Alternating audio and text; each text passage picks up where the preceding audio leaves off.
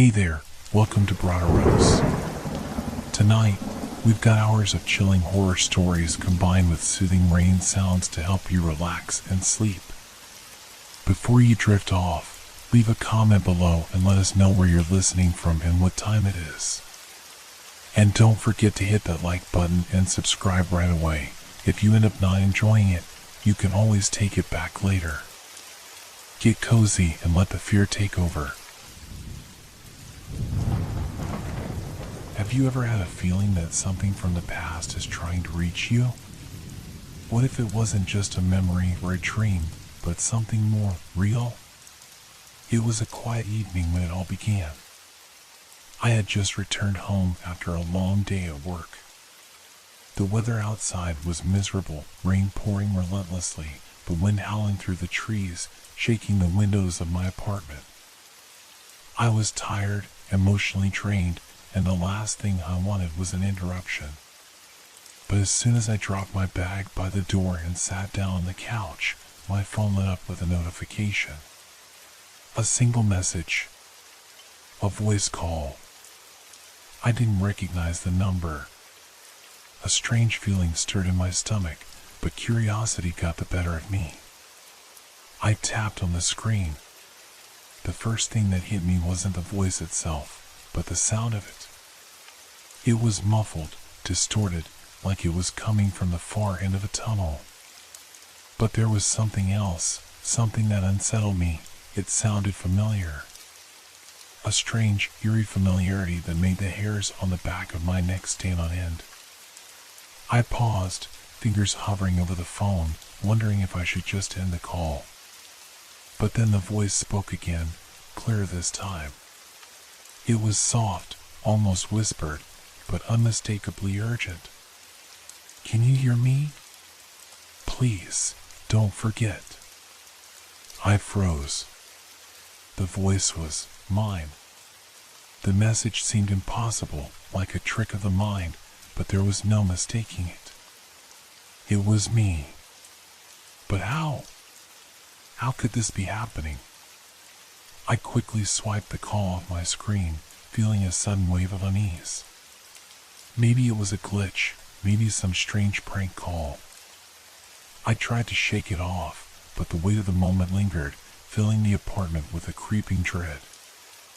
I sat there for a long time, staring at the dark screen of my phone, my heart beating a little too fast. There was something wrong. Something was wrong. A few moments passed, and I convinced myself it was nothing, just a technical hiccup. But as I leaned back into the couch, trying to calm my nerves, the phone buzzed again. A second message. It was the same number. This time, the message wasn't a call, but a new voice recording. I hesitated for a moment before pressing play. The sound that came through the speakers made my blood run cold. It was my voice again, but it was different. This time, it was distorted, warped, almost as if it had been played through static and interference. The words were unclear, but I could make out one thing, one chilling thing that made me drop the phone in a panic.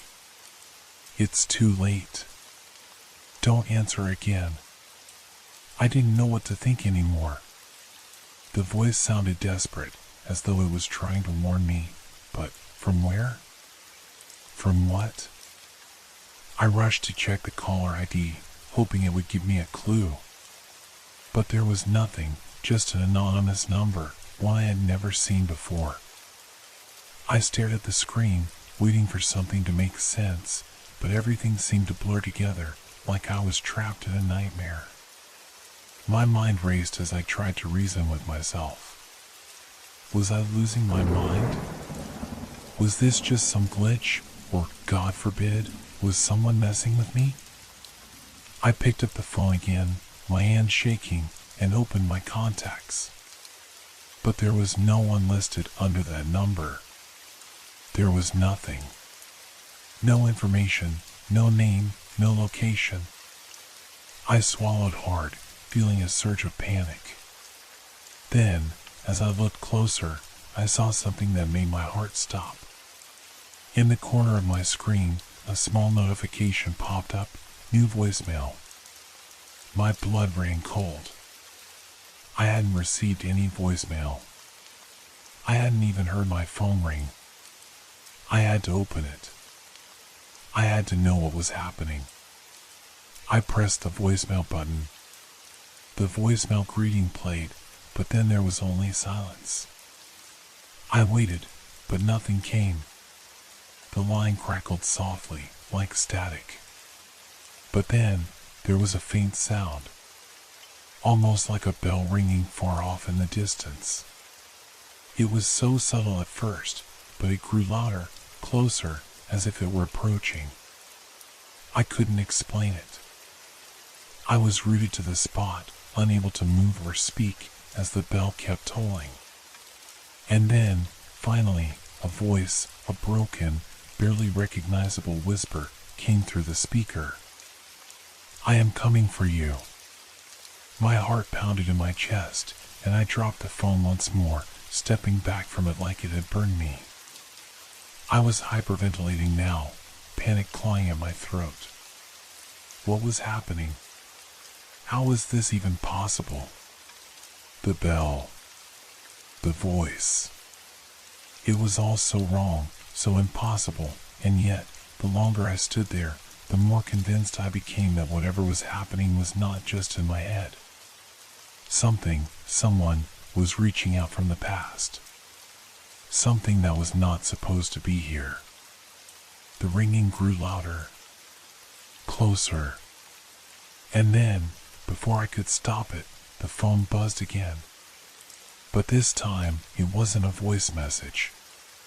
It was just the bell. The tolling bell. The tolling of the bell was no longer distant. It was here. Every vibration of my phone sent waves of terror through my body. The sound filled the room, echoing in my ears, growing louder and louder with each passing second. I wanted to run, to throw the phone out of the window, but my body wouldn't move. It was as though I was paralyzed by the sheer intensity of it all. I stared at the phone, and that's when I noticed something else. The screen was flickering, almost as though it were glitching, a shadow passing over it, distorting the images. I tried to swipe the call away again, but my finger wouldn't cooperate, as if some invisible force was holding it in place. My breath caught in my throat, and I could barely hear anything over the bell tolling relentlessly in the background. With trembling hands, I dropped the phone onto the couch, my eyes never leaving it. The screen flickered again, and for a split second, I thought I saw a shadow in the corner of the screen, something moving in the background. Something dark. But when I blinked, it was gone. I was just imagining things. Right? I closed my eyes, trying to steady my breath. I couldn't let fear take control. It had to be a mistake, a prank. Nothing more. Yet deep down, I knew there was something far more sinister at play. My gut twisted with the feeling that I wasn't alone in the room anymore. The shadows in the corners of my apartment seemed to stretch, as if they were inching closer, tightening around me like a noose. The tolling of the bell stopped. The sudden silence was deafening, and for a brief moment, I thought I was safe. But then the phone buzzed again, breaking the quiet. It was a notification, no message, no call this time. Just a strange, cryptic text. My heart stopped as I read it. "Don't answer. It's already too late." I could hardly breathe. The voice, the bell, the message, it was all coming together. It was like something from a nightmare, trying to drag me into its world. I stared at the text, my thoughts racing. Who was this? What did they want? And how the hell did they know about me? The buzzing of the phone broke through my thoughts again. I reached for it without thinking, and as soon as my fingers touched the screen, the phone screen went black. I shook it, pressing buttons frantically, but there was no response. Panic surged in my chest again. Was this it? Was this how it would end? Struggling in vain against whatever invisible force was controlling me? Just as I was about to throw it in frustration, the screen flickered back on. This time, there was no message, no notification. The background on the screen was different, distorted. It wasn't my usual wallpaper, but an old, grainy image of a bell tower towering over a foggy, desolate landscape. The bell was at the top, cracked, as though it had been struck with great force. I stared at it, transfixed. The tolling from before began again, but now it wasn't just a sound. It was inside my head. The vibration rattled my skull. My vision blurred. I squeezed my eyes shut, desperate to make it stop. But it wouldn't stop. Why is this happening? I whispered to myself. My voice trembled, my mind struggling to make sense of the madness. I didn't want to look at the phone, but something compelled me to pick it back up. When I did, I saw the number on the screen. It was the same strange number from before. But this time, the number was changing. It flickered, one digit feeding into another, as if it were shifting and reforming before my very eyes. I dropped the phone again, this time with more force. It skittered across the floor, and the bell's tolling began to distort further. It was growing louder, almost deafening, as if the sound was no longer coming from the phone, but from everywhere. The walls vibrated, the windows trembled. My heart hammered in my chest as I staggered to my feet, eyes darting around the room. And then I saw it. A figure. Standing in the corner. At first, it was just a shadow, but as my eyes adjusted to the darkness, I could make out the shape, a silhouette of a person, shrouded in darkness. It was tall, unnaturally tall, and it stood still, watching me. I couldn't make out any features, but the presence alone sent a chill running down my spine. No, this can't be real. The bell kept tolling, louder, like it was signaling the arrival of something terrible. The figure didn't move, but I could feel it drawing nearer. My chest tightened, my breath quickened. Every inch of my body screamed at me to run, to escape, but my legs felt heavy, like they were sinking into the floor. The tolling intensified, now echoing in my very bones, and I thought I heard something through the ringing, a voice. A whisper. My name. But it wasn't just a voice. It was my voice again. I never wanted this, the voice said, full of regret, full of sorrow. But I had no choice. No one does. I couldn't comprehend it. What was happening? What did it mean? Then, before I could react, the figure moved. Not with legs, but with gliding steps, as though it was floating across the floor toward me. It was so fast, so unnatural, that I couldn't move. My body froze, paralyzed with terror, as the figure reached out, its hand hovering just above my shoulder. The bell rang one final, deafening toll. And then, silence. The silence was suffocating. It felt as if the air itself had thickened, pressing in on me from all sides. The tolling of the bell had stopped, but its aftershocks reverberated through my mind like a lingering echo that refused to fade. My heart hammered in my chest, each beat louder than the last. I couldn't breathe. The figure's hand hovered inches from my shoulder, but it never made contact.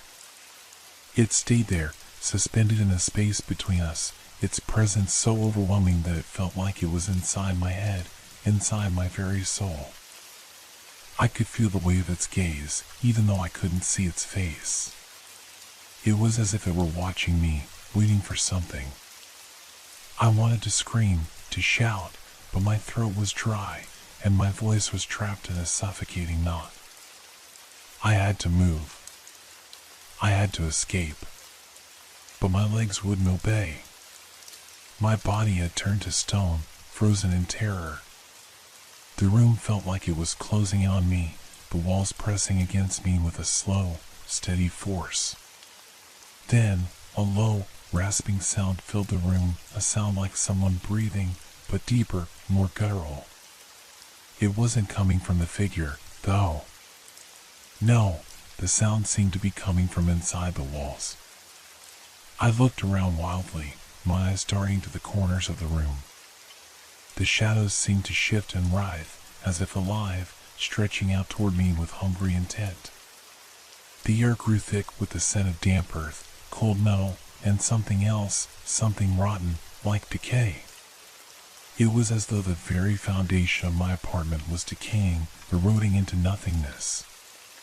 And then, a voice, no, not a voice, but a whisper, slipped into my mind. You cannot run from the past. The words were sharp, like a blade scraping against bone. My body trembled, and for the first time since this nightmare had started, I felt the cold. It seeped into my skin, numbing my limbs, paralyzing me further. I forced myself to turn, to break free from the invisible hold that had kept me rooted in place. My legs screamed in protest as I stumbled backward, my hand brushing against the wall, cold and clammy to the touch. I didn't know where I was going, just that I had to get away from it, from the figure, from the bell, from the madness. But the figure followed. It moved with a fluidity that defied reason, gliding through the air, its form indistinguishable in the shadows. As I ran, I could hear the faint sound of the bell tolling again, closer now, as if the bell had followed me, or worse, as if it were the heartbeat of something far more sinister, something ancient. I rounded the corner into the hallway, my feet barely touching the ground. My apartment, once a place of comfort and familiarity, now felt like a maze of twisting corridors and unfamiliar rooms. The walls seemed to stretch and bend, changing before my very eyes. Nothing made sense anymore. I stumbled into the living room, gasping for breath, and froze. There, on the coffee table, was my phone. The screen was still black, but the message had changed. You shouldn't have run. I recoiled, my heart skipping a beat. The phone wasn't just a device anymore. It was a conduit, a bridge between this world and something far darker. Something that was slowly consuming me, drawing me closer with every passing second. The bell tolled again, and this time I could feel it.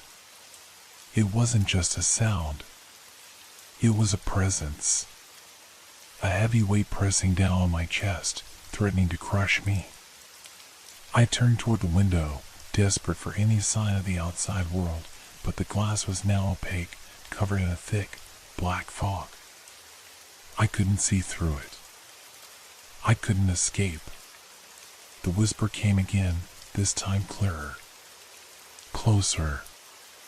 I warned you, but you didn't listen. It was then that I realized the truth. This wasn't just some prank or glitch. This was real. Whatever force was behind this, whatever had brought that bell tolling into my life, it wasn't from this world. It wasn't bound by the laws of time or space. And it wasn't going to stop until it had me. My pulse quickened, a sudden surge of adrenaline coursing through my veins. I had to get out of there. But there was nowhere to go. Nowhere safe. My mind raced, and in that instant, I remembered something. Something from the very first message, the one I'd almost forgotten in the chaos. Don't answer. It's already too late. I had answered. I had sealed my fate the moment I picked up the phone. The tolling of the bell wasn't just a signal, it was a trap. A countdown, and now there was no turning back. I backed up, my chest heaving with panic, and that's when I heard it. The footsteps. They weren't just in the hall anymore. They were behind me. I spun around, but there was nothing there. Nothing visible. But I could feel it, them. Watching. The floor beneath me groaned, the walls seemed to shift closer, and the air itself began to tighten. My vision blurred, and the sound of the bell tolled once more, louder than ever. It rattled my bones. It wasn't just a bell anymore. It was an omen. A warning. And I was running out of time. The air was thick, heavy, suffocating.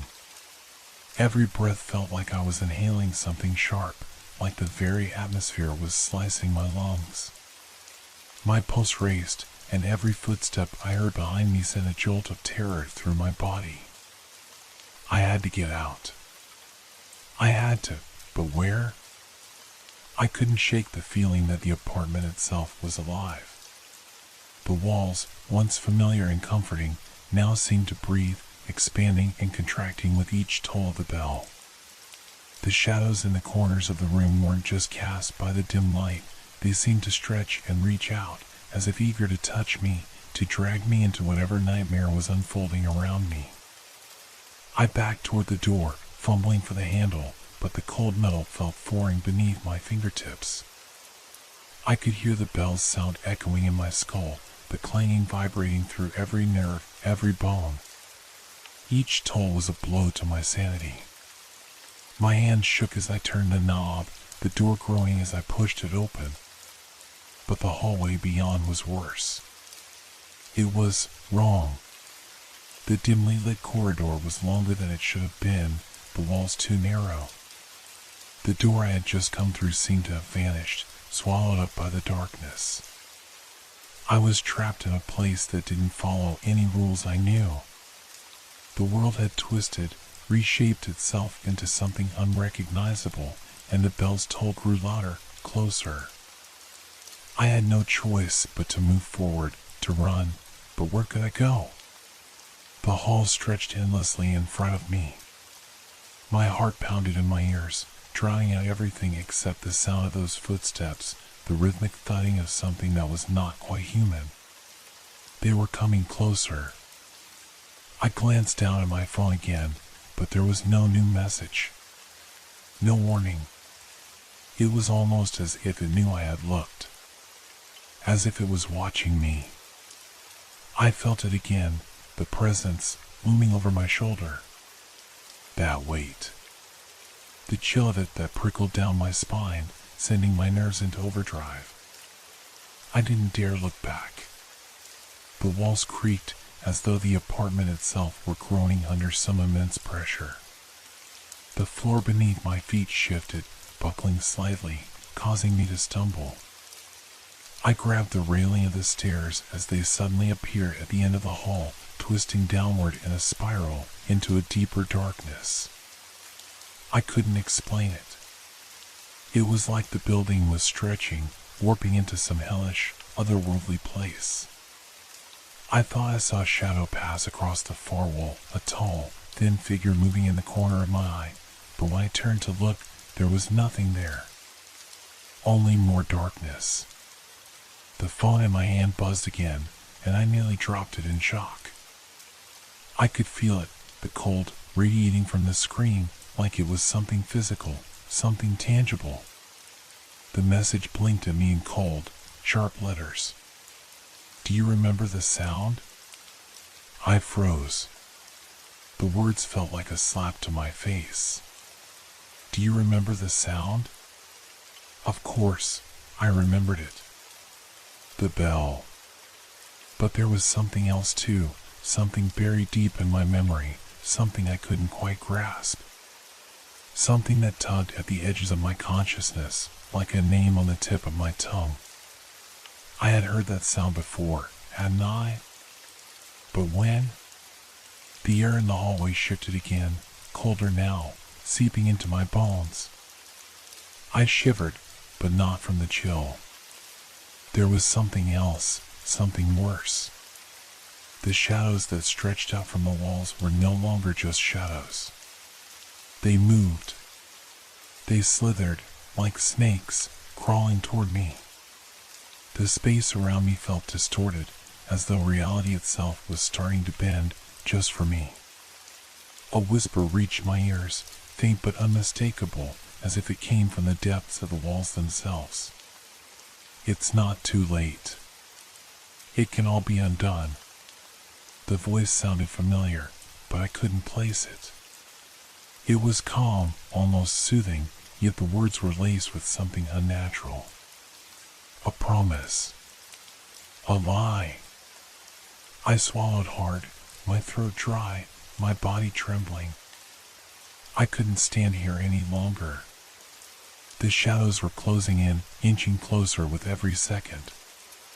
My mind raced. Where could I go?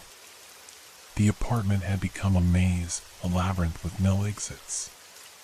The bell tolled once more, its sound ringing louder than before, and I realized the truth. It wasn't just the apartment that had changed. It was me. The past was dragging me back. This place, this nightmare, wasn't just happening in the present. It was a loop, a never-ending cycle of some kind. The bell was the trigger, calling me back to something I tried to forget, something I had buried deep in my mind. The voice came again, this time stronger, clearer. Remember. You know what you did. You have to answer.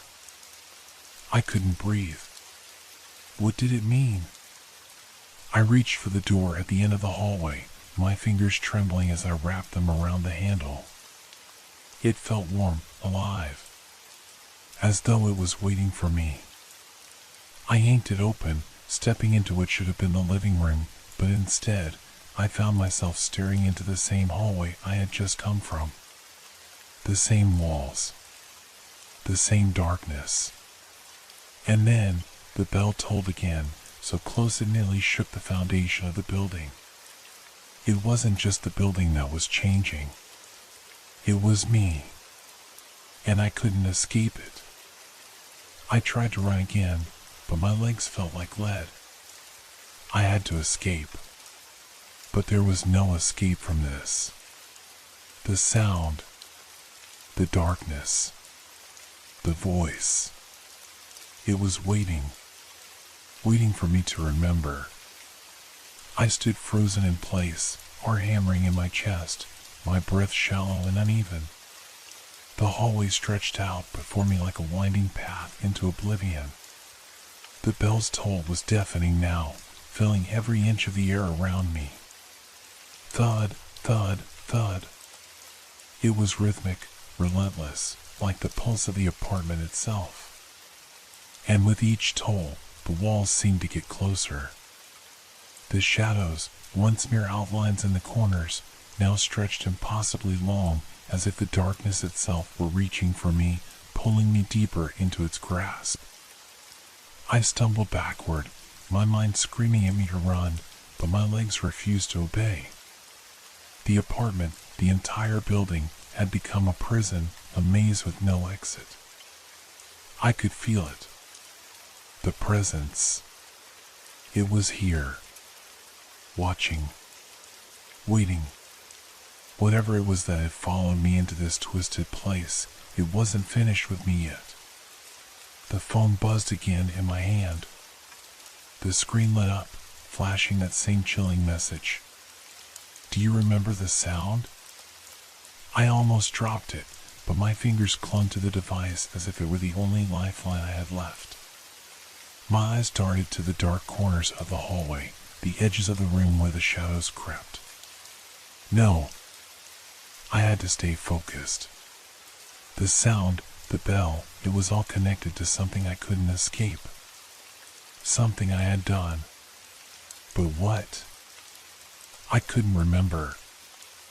I turned the phone over in my hands, hoping for something, anything, to ground me, to give me a hint of what I was supposed to do next. I needed to break free. I needed to stop the bell from ringing, to stop this nightmare from consuming me completely. But the more I tried to focus, the harder it became. The shadows seemed to shift, swirling, dancing at the periphery of my vision. I could hear them now, the whispers, barely audible, but they were there, just there, calling to me. Answer it. It's the only way. I blinked, startled by the voice, so close, like it was right behind me. My head snapped around, but there was no one there. Just the suffocating darkness and the oppressive weight of the silence pressing down on me. I forced myself to look at the phone screen again, my fingers trembling as I scrolled through the messages.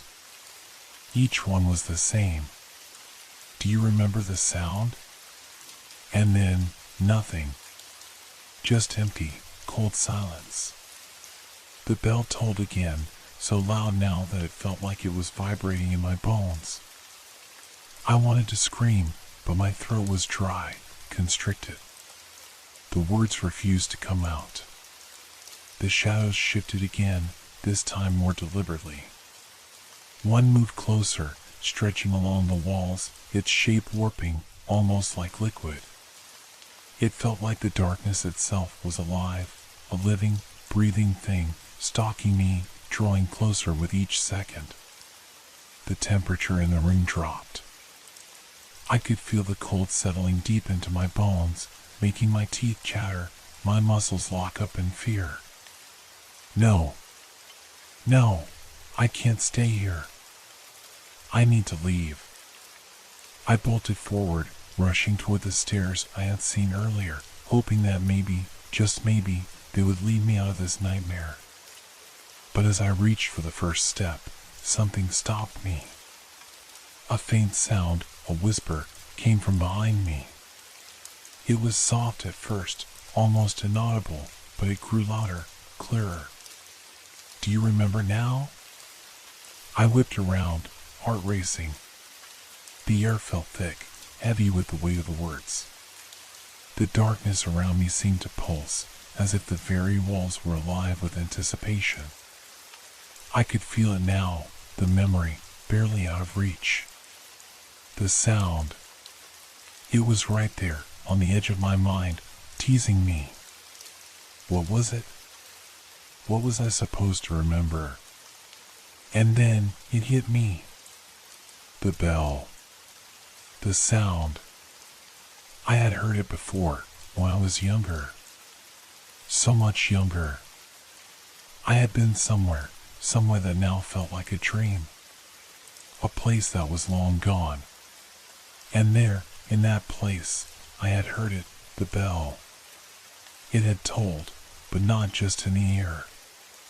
It had echoed in my bones, deep within me, and I had ignored it. I ignored it. I staggered back, gasping for air. My pulse thundered in my ears. The shadows closed in, tightening their grip on me. The bell tolls, they were a warning. A warning I had failed to heed, and now it was too late. I had brought this on myself. I had been here before, but I had forgotten. The phone buzzed once more, and this time, the message was different. It's time to answer. A cold wave of realization swept over me, chilling me to the core. I wasn't just trapped in this apartment. I was trapped in a memory, a moment in time that had never truly ended. The bell wasn't just a sound. It was a signal. A call from something that wanted me to remember, to face what I had done, to face what I had ignored. The walls groaned again, and this time I felt the floor beneath me shudder. The building itself was alive, breathing, shifting, waiting for me to act. The shadows were everywhere now, pressing in from all sides. I had no choice. There was nowhere to run. I had to answer. But what did it mean? What did I have to do? The bell tolled again, and the walls seemed to close in tighter, almost suffocating me. And then, From the darkness, I heard it, the voice again, clearer than before, echoing in the space around me. It's too late now. There's no escaping. You must face it. The bell always calls for what is forgotten. I took a step forward. The shadows twisted in the air, reaching for me. The bell tolled again, louder now, deafening. And somewhere, deep inside me, I knew the truth. I had to face the past. I had to face the mistake I had made, the thing I had forgotten. There was no escape from the bell. There was no escape from this. And now, I would have to answer.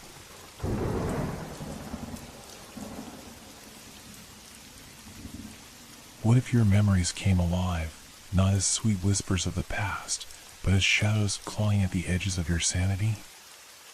I didn't know what had happened to me. The memories, those simple fragments of childhood that once filled me with a sense of comfort, had become something far darker.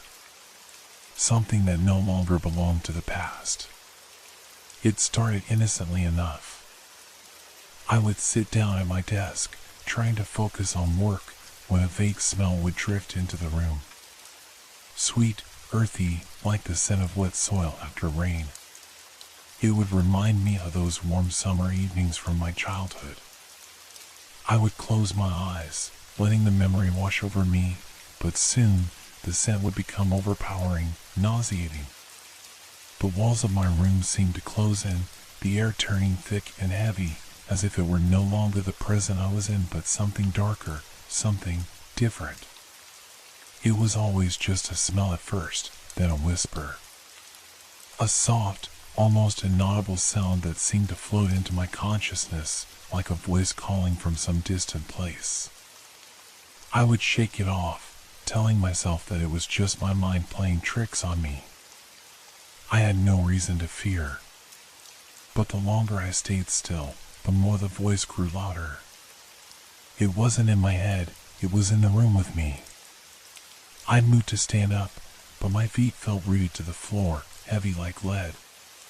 My hands would tremble, reaching for anything to ground myself, and that's when I noticed it just out of the corner of my eye. A shadow. A flicker. At first, it seemed nothing more than the trick of light, but the longer I stared, the more distinct it became. It was a shape, tall, jagged, like the silhouette of a person, but distorted, deformed.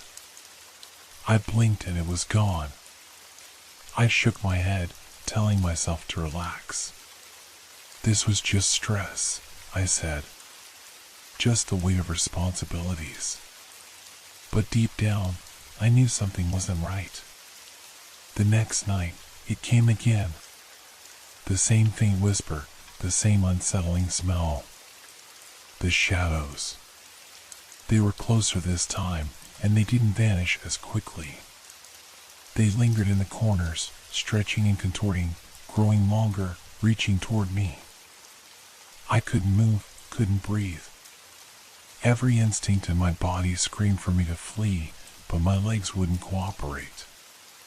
My mind was screaming to get away, but I couldn't move, couldn't leave this place that had suddenly become so unfamiliar, so hostile. That's when the real terror began. One evening, as the sun dipped below the horizon, I sat at my desk again.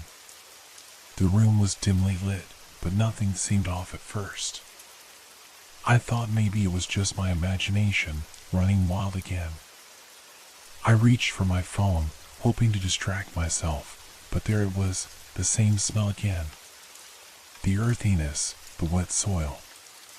The scent clung to the air like a presence, suffocating me, pressing down on my chest. My phone buzzed in my hand. I glanced down, heart pounding. An unfamiliar message flashed across the screen. Do you remember? I frowned, confused. There was no name attached to the message, no contact. The text was simple, haunting in its ambiguity. I looked around, feeling an odd sense of déjà vu. Do I remember? What was I supposed to remember? I couldn't place it. My mind began to race, desperately trying to make sense of the question. But then it hit me. The voice, the shadows, the scent, it was all the same from my childhood. But why?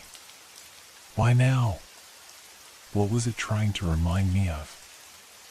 I stood up quickly, the sudden movement causing the room to spin. My heart was pounding so loudly in my chest, I thought the walls might crumble with the weight of it. I felt like I was drowning in this flood of memories, these remnants of the past that refused to stay buried. I wanted to run, but my feet felt like they were stuck in quicksand. I grabbed the nearest object, my old childhood stuffed bear that I had kept all these years. Its worn-out fur was familiar, comforting, but as I held it, something about it felt wrong. There was an unsettling weight to it, a heaviness I couldn't explain. I ran my fingers over the stitching, tracing the outline of its stitched smile, but as I did, I noticed something strange.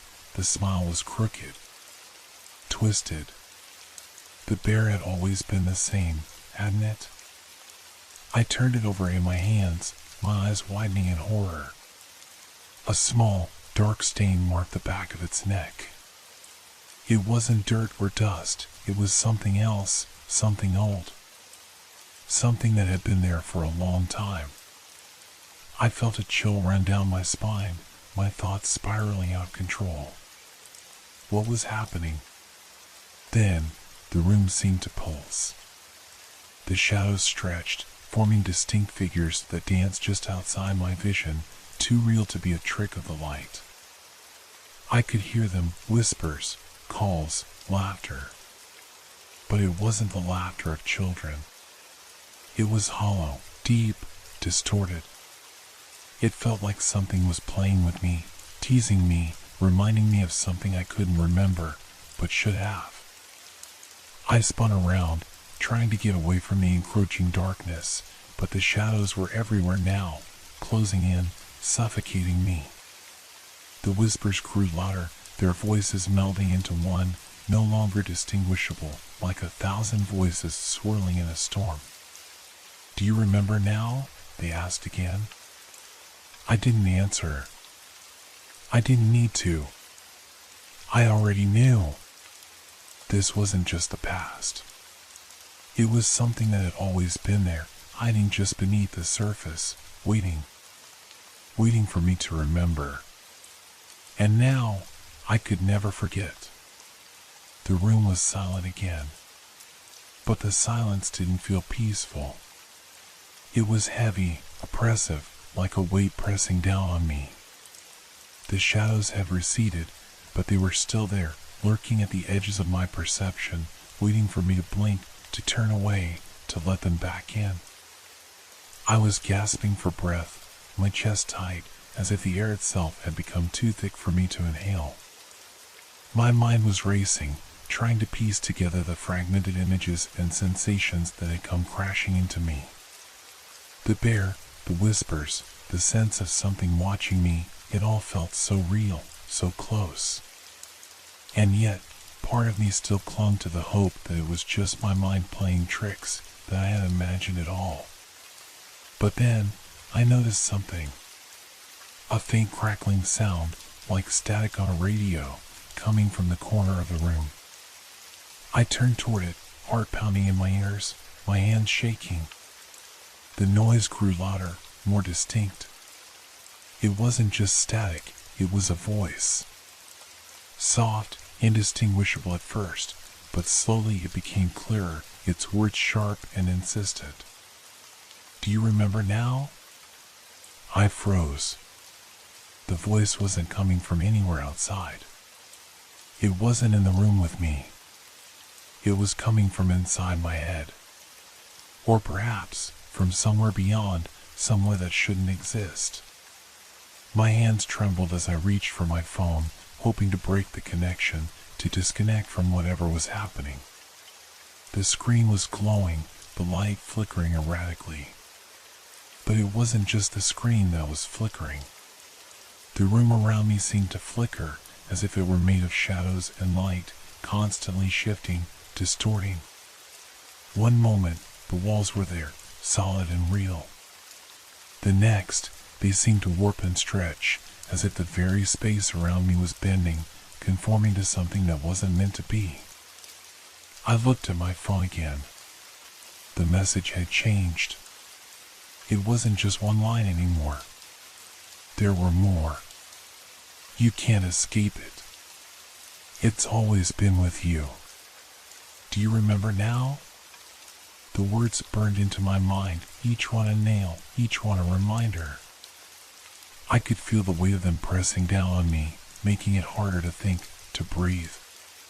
The past, the thing I had tried so hard to forget, was forcing its way back in, dragging me down into the depths of memories I wasn't ready to face. I closed my eyes, hoping that when I opened them again, it would all be gone. That it would all disappear, like a bad dream. But when I opened them, the room was even darker than before.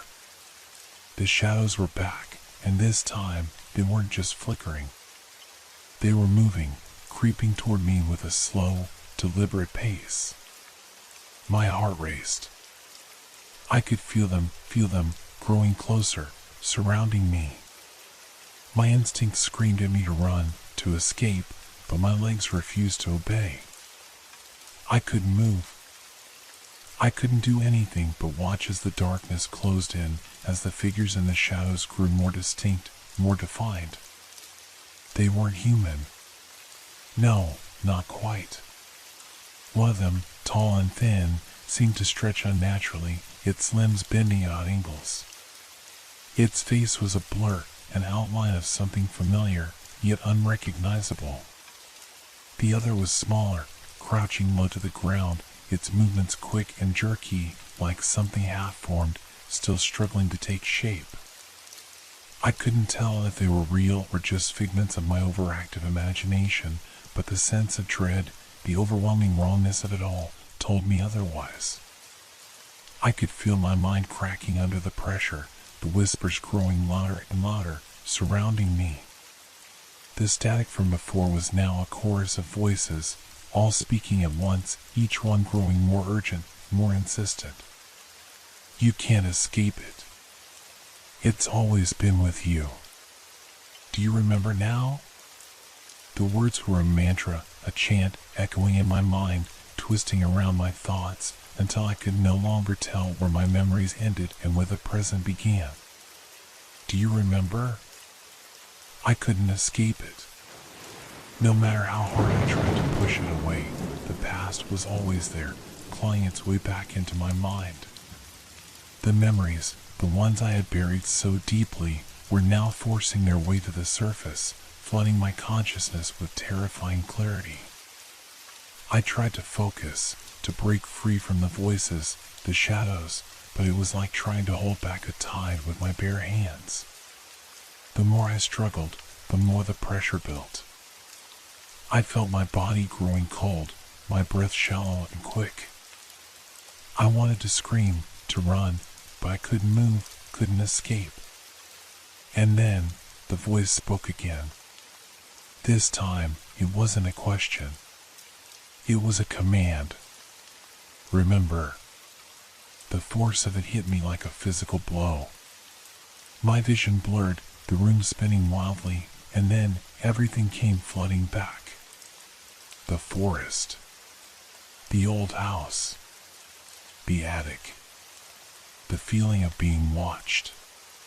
The hidden door beneath the stairs. And the thing that had been waiting there, the thing that had followed me. I remembered. And I knew then, deep in my bones, that I had never really left. I had only been running, hiding. But now, there was nowhere left to hide. The air felt thick, suffocating. I could barely move, paralyzed by the sudden rush of memories flooding my mind. I wasn't alone. I had never truly been alone, even though I had convinced myself otherwise. The shadows, the voices, the presence that had been creeping around me, It had all been waiting for me to remember. My body finally obeyed, though in the worst possible way. I jerked back, gasping for air, my heart pounding in my chest. My fingers trembled uncontrollably as I gripped the edge of the table, trying to steady myself. The room was too quiet now, unnervingly still, as if the whole world had held its breath, waiting for me to come to terms with what I had just unlocked. The memories weren't just memories. They were real. I could almost feel the chill of the attic air on my skin, hear the soft creak of the wooden floorboards beneath my feet, see the dust motes swirling in the dim light. I could taste the stale air of the old house, the musty scent that clung to every corner. And I could feel the cold hand that had grabbed mine that night, pulling me into the darkness. It wasn't a nightmare. It wasn't just a figment of my imagination. It had happened. I had thought the house was abandoned. I had thought I was safe. But I hadn't been. The thing that had been waiting in the shadows hadn't been some stray creature, some forgotten ghost. It had been something much worse. Something that had been attached to me long before I even knew it was there. Do you remember now?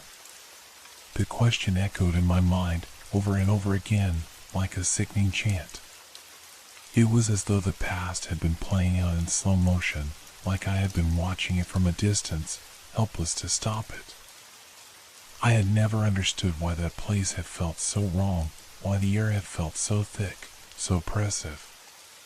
But now, it was clear. The house, the attic, it was a trap.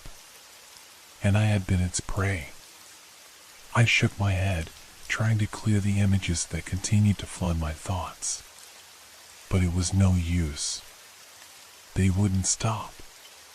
They wouldn't let me forget.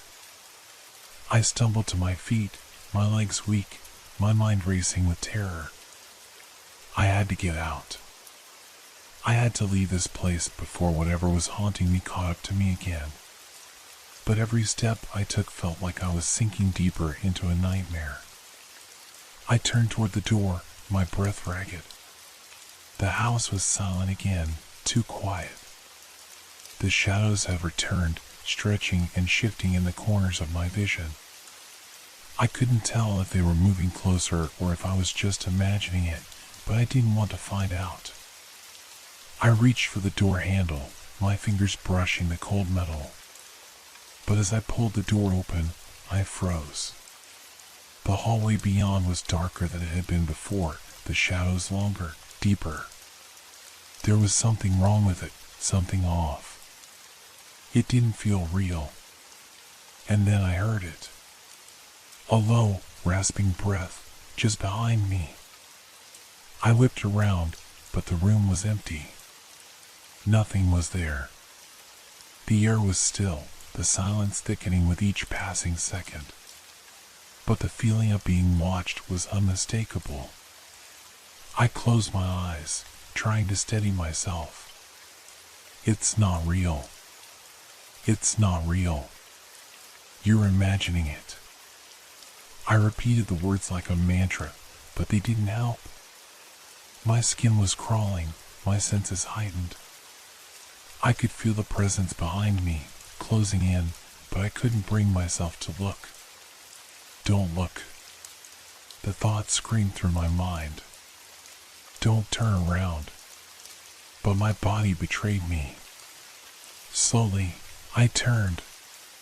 And there, just at the edge of my vision, was something moving. Not a shadow.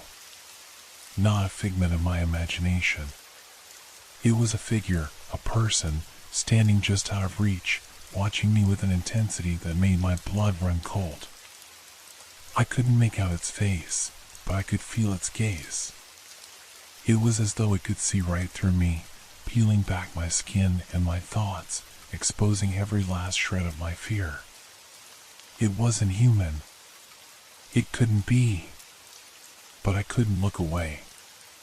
My body was frozen, as if my legs had forgotten how to move, how to run. The figure took a step forward, and with it came a cold, suffocating air. The temperature in the room dropped, the very air growing heavy with the weight of its presence. My breath caught in my throat, and my heart hammered in my chest. It was real. It was all real. I wanted to scream, to run, but I couldn't. I was trapped. Trapped in this house, in this moment, with whatever that thing was. My mind screamed at me to do something, anything, but my body refused to obey. The figure took another step, closer this time. I could almost hear its breath, ragged and uneven, as if it was struggling to contain something darker, something more dangerous. Do you remember now? The voice was low, almost a whisper, but it echoed through the room, filling every corner. It was everywhere. Inside my head, inside my chest, inside my very soul. I remember. And then, without warning, the figure lunged forward, its cold fingers wrapping around my wrist, pulling me into the dark. The last thing I saw before everything went black was its face, or what was left of it. Half of it was a blur, a distorted mess of features, but the other half was all too familiar. It was mine. And then, nothing. I woke with a jolt, gasping for air, my heart pounding as though it might explode from my chest. My body felt heavy, weighed down by an invisible force, and for a moment, I couldn't tell where I was. My surroundings were unfamiliar, strange, almost distorted. The edges of the room shimmered like a reflection in water, rippling and warping. I sat up quickly, the motion jerking me out of the fog that clung to my mind. My breath was shallow, ragged, as if I had been running for hours. I rubbed my face, trying to shake the lingering dizziness, but it was like trying to wipe away a nightmare that refused to let go. Where was I? The room had no windows, and the walls were lined with shelves, but they were cluttered with things I didn't recognize. Dust hung thick in the air, and a single flickering light bulb hung overhead, casting long shadows that stretched unnaturally across the floor.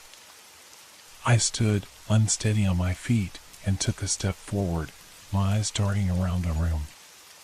It felt wrong. It wasn't just the disorientation or the eerie stillness. It was like I was in a place that shouldn't exist, a space that had been carved out from my memories, but not in a way I recognized. The strange thing was, there was no door. No windows. No way in or out. I stumbled backwards, my pulse quickening. This couldn't be real. This had to be another nightmare, another twisted echo of the past. But I knew better than that. The air was too thick with tension. My skin prickled with an energy that wasn't just imagined, it was tangible, suffocating. And then, the silence broke. A soft tapping sound came from somewhere in the room. At first, I thought it was my mind playing tricks on me, but as the tapping grew louder, it became impossible to ignore. It wasn't a random sound. It was deliberate, methodical. A rhythmic pattern. Like fingers drumming against a surface, or something, someone trying to get my attention. I froze, my body going stiff with fear. The sound was coming from the far corner of the room. My breath hitched in my throat, and without thinking, I took a step closer, the air growing colder with each movement. The tapping stopped abruptly, and in the sudden stillness, my own heartbeat sounded deafening. My feet moved almost involuntarily, drawing me toward the corner where the sound had originated. The shadows there seemed deeper, darker, as if they were hiding something. I reached out, my hand trembling as I approached the corner, my mind a chaotic mess of questions and dread. What was waiting for me? What was in the darkness that felt so alive? I didn't know, but I had to know. The urge to uncover the truth was overwhelming. As I stepped into the corner, my foot brushed against something cold and metallic. I looked down, my eyes struggling to focus, and saw an old, rusted key lying on the floor.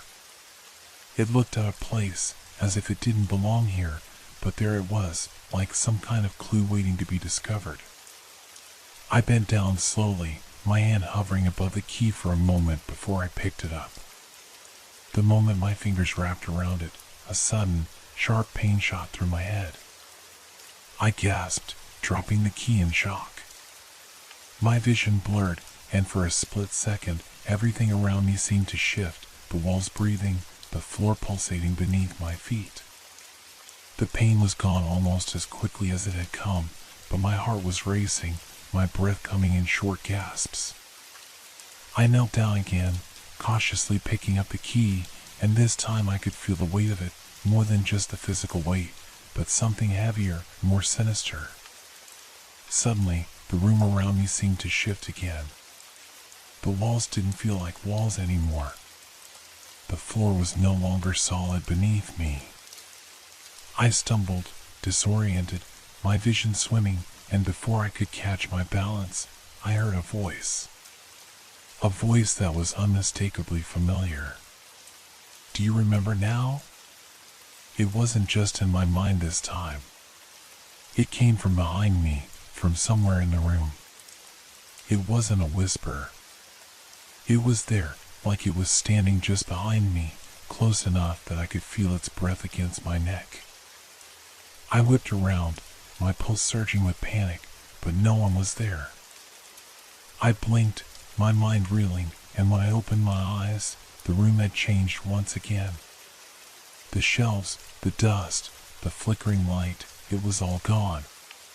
Instead, I was standing in an old hallway, dimly lit by a few flickering bulbs.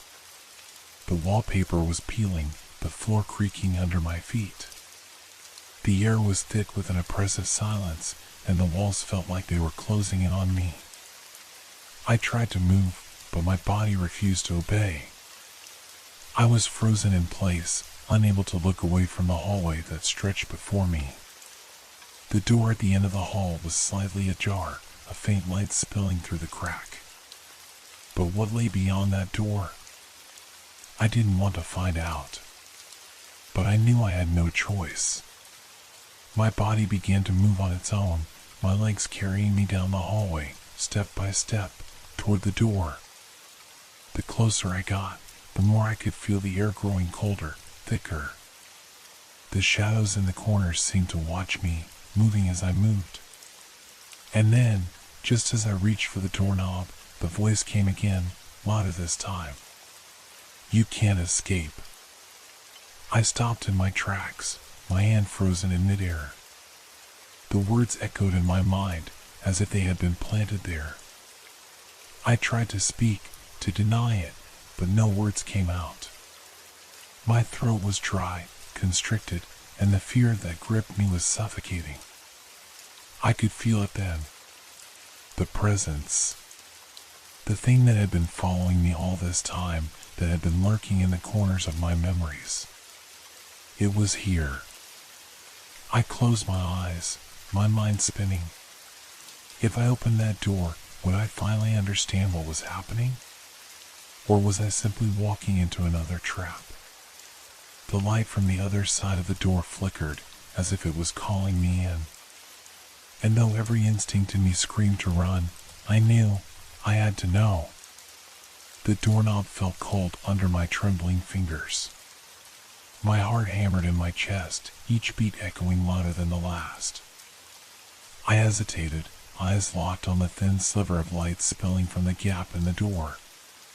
Something inside me screamed to run, to escape the pull of this unknown, but my legs betrayed me. They moved of their own accord, dragging me closer. A low, guttural whisper scraped the edges of my mind, barely audible but unmistakably there. You can't turn back now. The words seemed to seep from the walls, from the very air itself. A sense of inevitability settled over me, cold and suffocating, as though there was no escape, no way out.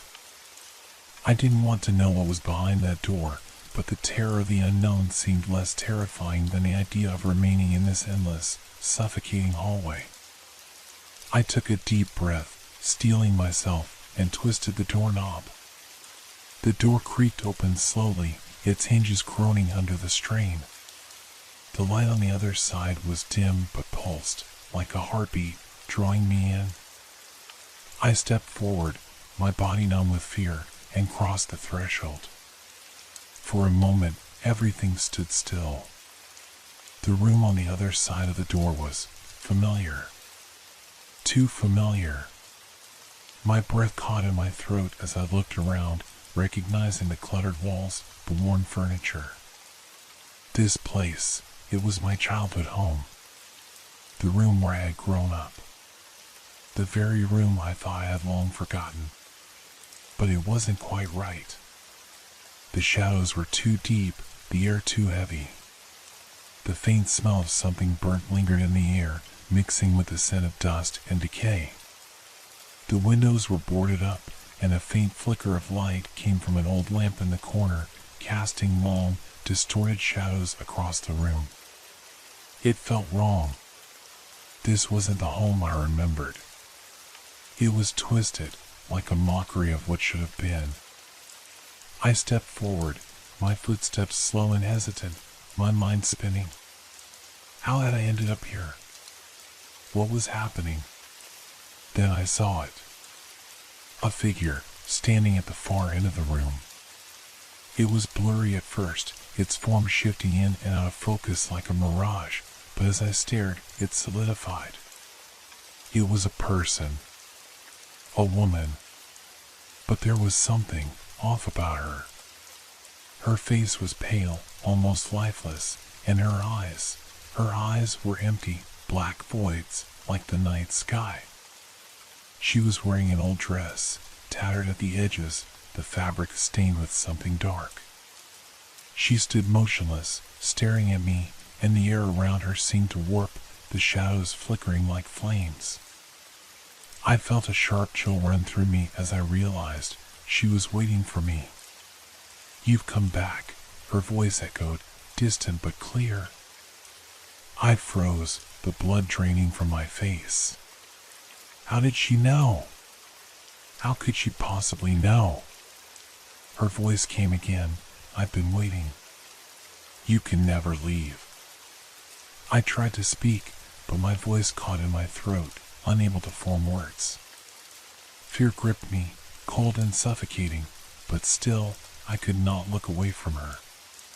The silence between us stretched, heavy and oppressive, until the floor creaked beneath my feet. My body jerked toward the woman, as if an invisible force was pulling me forward, and despite my every instinct screaming to run, I couldn't move fast enough to resist. I was trapped. Her form began to ripple, like water disturbed by a stone. The woman's features blurred and twisted, her face contorting into something monstrous, inhuman. I staggered back, my heart racing, the room spinning around me.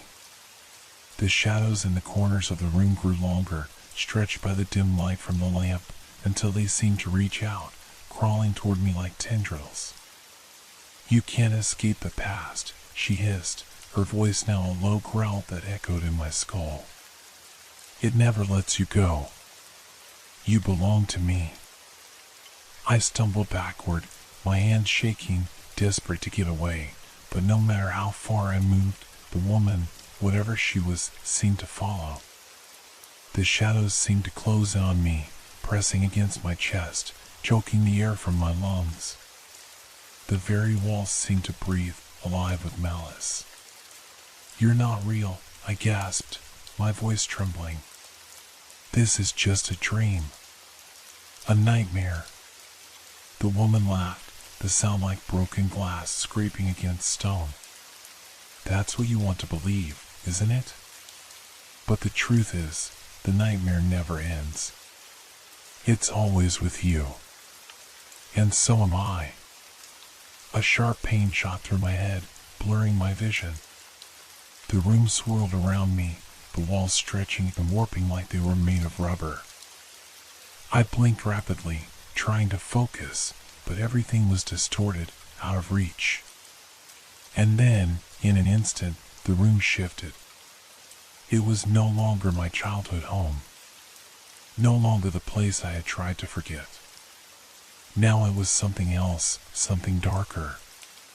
The air was thick with a suffocating darkness, the shadows pulsing like living things, crawling up the walls, whispering, taunting. "There is no escape," the woman's voice whispered again, her figure now nothing more than a silhouette, vanishing into the darkness. The floor beneath me gave way with a sudden crash, and I fell, tumbling into the void. I screamed, but the sound was swallowed by the dark, my voice lost in the crushing emptiness that surrounded me. My body felt weightless, floating through the darkness. There was no up, no down, no sense of time, only the crushing pressure of fear that pushed against me from all sides. And then, just as quickly as it had begun, it stopped. The void disappeared, leaving me in a cold, empty room once again. This time, there were no shadows, no flickering light. Just an overwhelming silence. I was alone. Or so I thought. From the corner of the room, I heard a faint rustle. I turned, heart racing, and saw something. A figure. No, someone. A child. Their face was covered by a hood, but I could see the faintest hint of their eyes, dark and empty, staring straight at me. "Do you remember me?" The question lingered in the air like a poison, twisting inside my chest. I opened my mouth to speak, but no words came. The world around me began to blur again, the edges of reality twisting, as though I was slipping back into that place. Back into the nightmare.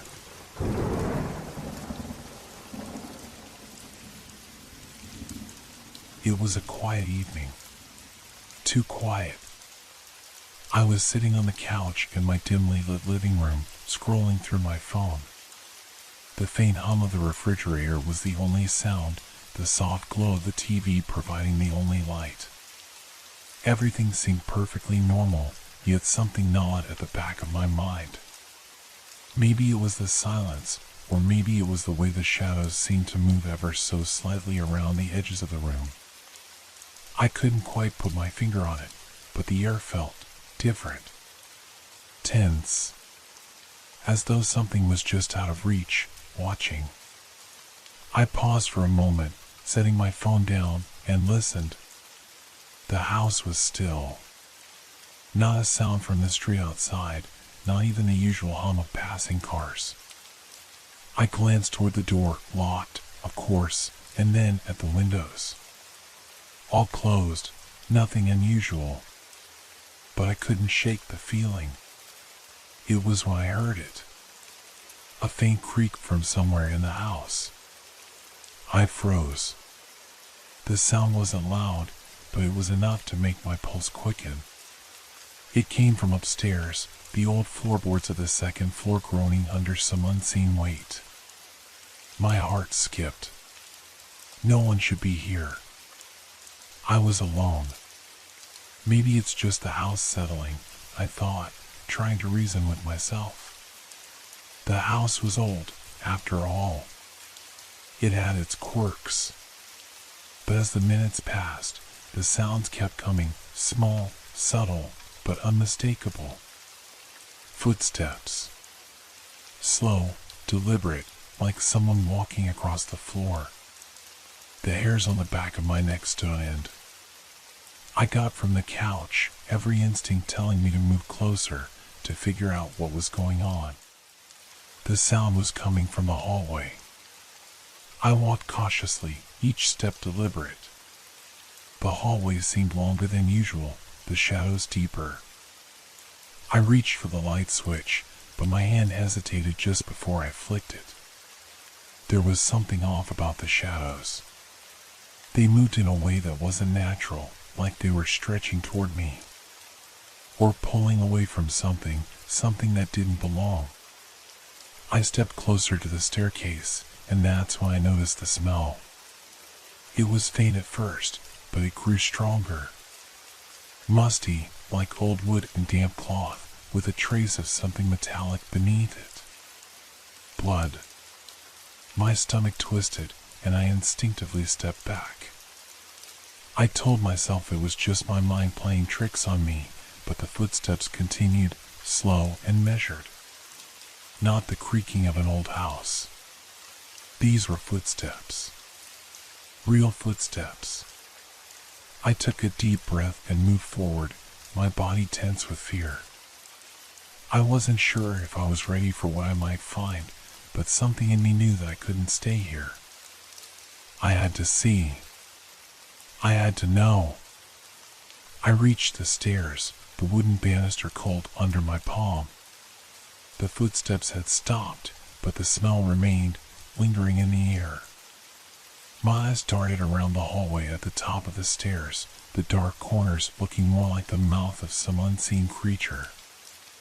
I was about to turn the corner when the front door opened. But I hadn't heard anyone enter. I hadn't heard the doorbell. I rushed back down the stairs, heart hammering in my chest, but the door was wide open, the cold night air rushing in. No sign of anyone. No sound except the wind. Yet the hairs on my neck stood up, and the unsettling feeling in the pit of my stomach grew stronger. I closed the door and locked it, trying to steady my breath. My mind raced.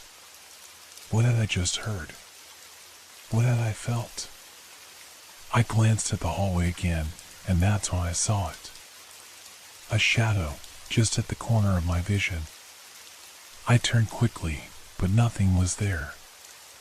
My eyes searched every inch of the hallway. The smell was gone now. The footsteps, gone. But I couldn't shake the feeling that something was wrong. That someone was here. Someone who shouldn't be. I stood there for a long time, waiting. The house felt empty now. Too quiet. I needed to call someone. But I didn't want to move. Every part of me screamed that it wasn't safe. And then, a knock. A single, deliberate knock at the door. I felt the color drain from my face. The knock came again, louder this time, more urgent. Someone was outside. I moved toward the door, my legs like lead. I wasn't sure what I was expecting, but I was certain that whatever it was, it wouldn't be good. I peeked through the peephole. Nothing. No one. The porch light illuminated only the empty steps. I opened the door slowly, heart pounding, the cold air seeping into my bones. Nothing. But then, I saw something on the ground. A small object, glinting in the moonlight. A key. It was the key to my house. The one I had lost months ago. It was lying there, in plain sight. And I realized, with a sickening certainty, that I wasn't alone. Not now. Not ever. Somehow, in some twisted way, I knew that whoever, or whatever, had been in my house was still here. Watching. And I was no longer sure if I was the one who should be afraid. I stared at the key, my heart hammering in my chest. It gleamed in the moonlight, almost mocking me. I could feel the blood draining from my face, my legs trembling as if my body couldn't quite decide whether to run or freeze. I didn't know how long I stood there, frozen in place, my hand still gripping the door handle. The night was too quiet. The air was too still. I glanced over my shoulder, half expecting to see someone lurking just out of sight. The house, my own home, had become a foreign place, a place I no longer trusted. I bent down slowly, my fingers brushing against the key, its coldness sending a shiver through me. As soon as my fingers made contact, a sharp, sudden sound broke the silence, the unmistakable creak of a floorboard from inside the house. It was faint, but it was enough to make my blood run cold. My heart leaped into my throat. I jerked upright, my hand still gripping the key, and instinctively slammed the door shut. The sound of it locking was oddly final, but it didn't feel like it was over. I backed away from the door, my pulse quickening. I had to think. What was happening? Someone had been in here. They had been in my house. My thoughts raced, but none of them made any sense. No one had entered through the door, and I hadn't heard anything since the knock. I hadn't heard anyone move, hadn't seen any sign of life beyond the key on the ground. Yet the air felt thick, heavy with a presence I couldn't explain. I turned around slowly, my eyes scanning every corner of the living room. The silence was suffocating now, a silence that pressed against me like a physical weight. The shadows seemed to stretch longer, more pronounced. I could hear my own breath, shallow and uneven. Was it the house settling again? I didn't know anymore. I stepped into the living room, keeping my eyes trained on the hallway, the stairs leading up to the second floor, the dark corners where shadows seemed to twist unnaturally. The lights flickered once, and for a brief moment, I thought I saw something move in the corner of my eye. I whipped my head around, but there was nothing there. Just the familiar outlines of the furniture, the soft glow of the dim lamps. But it wasn't enough to reassure me. I couldn't shake the feeling that someone was watching me. That someone was waiting for me to make a move. I grabbed my phone from the couch and dialed my friend, Adam. My hand was shaking as I held the phone to my ear, the cold screen pressing against my palm. The line rang once, twice, 3 times, and then it went to voicemail. "Come on, Adam, pick up," I muttered under my breath, my eyes darting toward the window, half expecting to see something outside. But all I saw was the darkness of the night, stretching endlessly. The voicemail clicked on. "Hey, it's Adam. Leave a message." I swallowed hard, my voice catching in my throat as I spoke. "Adam, I don't know what's happening. Something's wrong. I think someone's been in my house. I just found a key outside. The one I lost months ago. And I heard someone upstairs. Please, I need you to come over. I don't feel safe here. Please." I hung up without waiting for a response. I knew it was pointless. He wouldn't be able to help. I needed to handle this on my own. But how? I set the phone down on the table and walked slowly toward the hallway again. The creaking sound had stopped, but the tension in the house was palpable.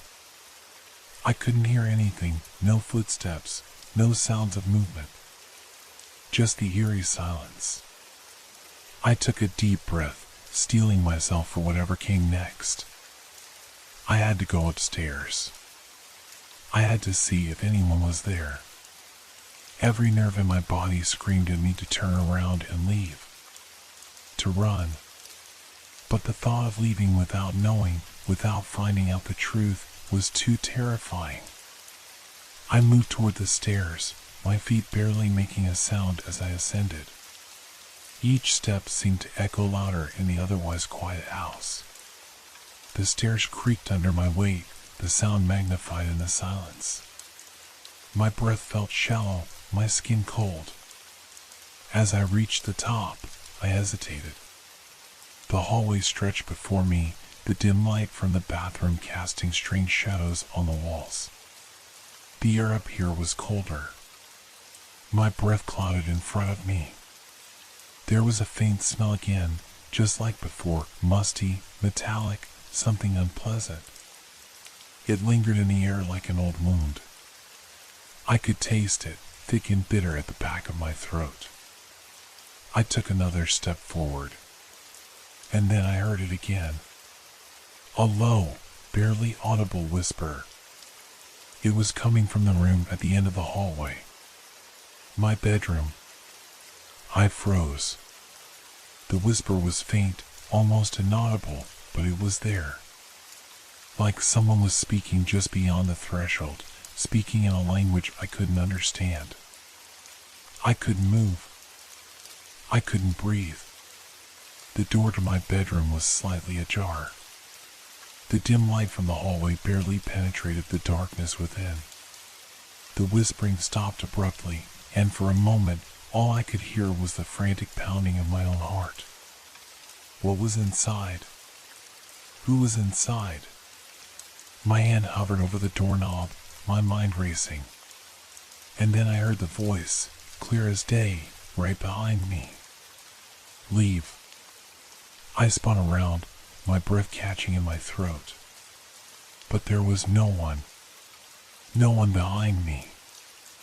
I was alone. And yet, in that moment, I knew. Whoever, or whatever, was in my house was not gone. It was still here, watching, waiting, and it was not going to let me leave. My heart was racing, my breath coming in short, sharp gasps. The voice, that voice, it was unmistakable. A low whisper, full of malice, that seemed to come from nowhere and everywhere all at once. My mind scrambled for a rational explanation, but there was none. I spun back to face the door, the one to my bedroom, still ajar. The hallway was empty, silent, as though mocking me, daring me to move forward. I had to get out of there. I had to leave. The rational part of my brain screamed at me to go, to run, to do anything but stay in this place. But my legs wouldn't cooperate.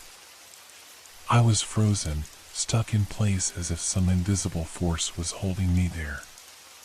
The air around me felt heavy, as though it was thickening with each passing second, pressing in from all sides. The coldness intensified, biting into my skin, and the musty smell became more pronounced. It wasn't just the air anymore, it was the room. The walls themselves seemed to be breathing, exhaling their rancid scent. I couldn't tear my eyes away from the dark crack in the doorframe. I hadn't heard anything in the bedroom, no more whispers, no footfalls, no rustling. But I knew. I knew something was there. The silence was unbearable, and I couldn't stand it anymore. Slowly, my hand reached out, fingers trembling as they brushed against the doorknob. The metal was ice cold, like it had been waiting for me to touch it. My breath caught in my throat as I twisted the knob, the door creaking open just a few inches, the movement slow and reluctant, as if the house itself was trying to prevent me from going any further. I paused. Something was wrong. The air felt different now. More oppressive. More dangerous. I could feel the weight of the silence bearing down on me like a tangible thing. Every instinct told me to turn and run. But I couldn't. I stepped into the doorway, my feet moving on their own, despite the terror clawing at me. The bedroom was dim, lit only by the faint glow of the moonlight filtering through the blinds. The room looked untouched. Everything was where I had left it. The bed was neatly made, the clothes from earlier that evening were still folded at the foot. The dresser, the nightstand, the window, everything was as it should be. Except for one thing. The closet door was slightly open. Just enough to let the darkness spill out, swallowing the edges of the room. My stomach twisted. My pulse quickened. I stepped forward, barely able to breathe. My eyes stayed fixed on the closet, but the rest of the room felt wrong. There was something off, something lurking in the corners that I couldn't quite pinpoint. The shadows seemed to pulse, moving with a life of their own. I could feel them. I could feel the weight of those unseen eyes on me, their cold gaze burning into my back. The whispering returned. It was soft, almost drowned out by my heartbeat, but it was unmistakable. It was coming from the closet. I could hear it clearly now. Leave, now. I flinched at the sound, the voice laced with an urgency I couldn't ignore. My body screamed for me to turn and flee, but my legs remained frozen. I stepped closer, inch by inch.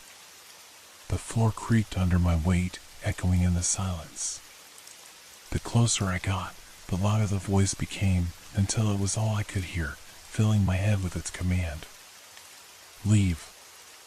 My hand hovered over the closet door, the knob cool and slick with moisture.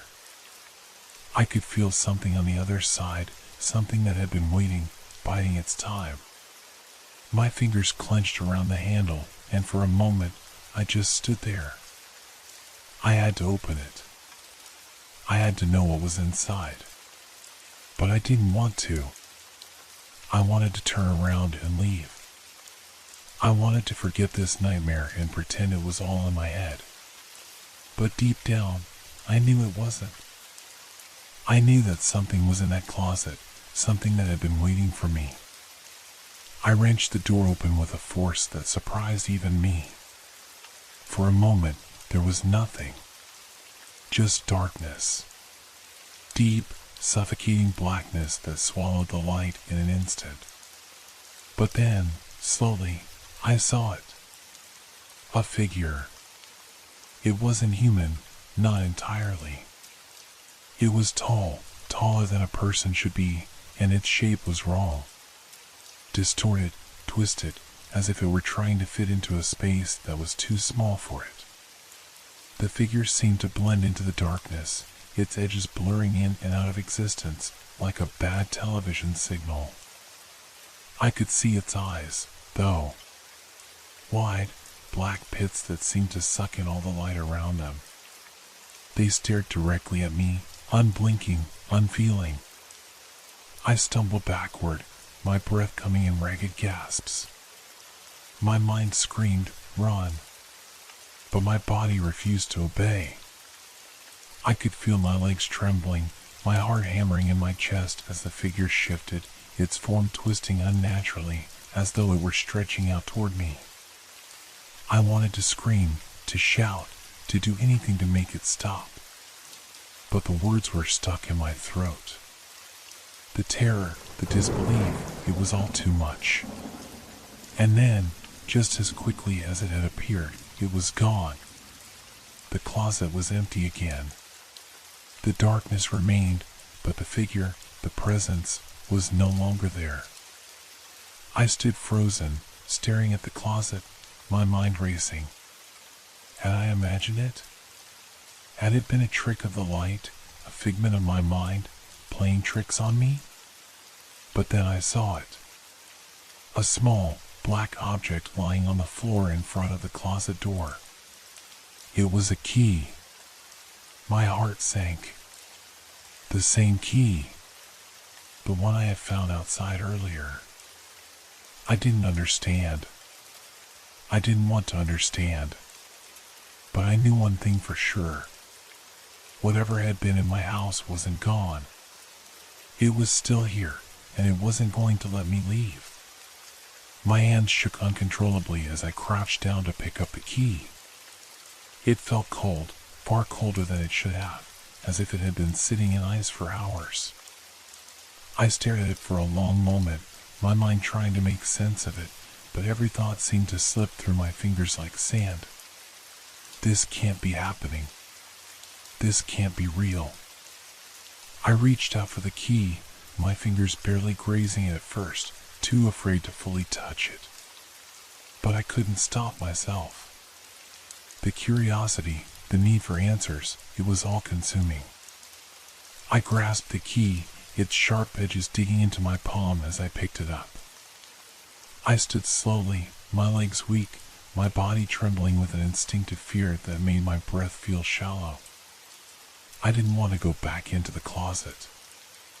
I didn't want to confront whatever had just been there, whatever I had just seen. But I couldn't escape this. The key felt important. It felt like it held the answers to everything. The question was, what door did it open? I turned the key over in my hand, inspecting it closely. It was small, old-fashioned, the kind you would find in a house built many decades ago. There was no label, no engraving, just a simple, rusted piece of metal. But something about it felt wrong. The air around me seemed to grow even heavier, as though the walls were closing in. The silence, which had felt so deafening before, now pressed on me from every direction. I could hear the faintest of noises, a creak, a rustle, coming from somewhere in the house, though I couldn't place where. It was as if the house itself were alive, breathing, shifting, watching me. I glanced nervously toward the bedroom window. The curtains were fluttering ever so slightly in the breeze, but I didn't remember opening them. My heart thudded in my chest. My mind screamed at me to leave, to run out of the house, but my legs were frozen, my feet rooted to the floor. I couldn't move.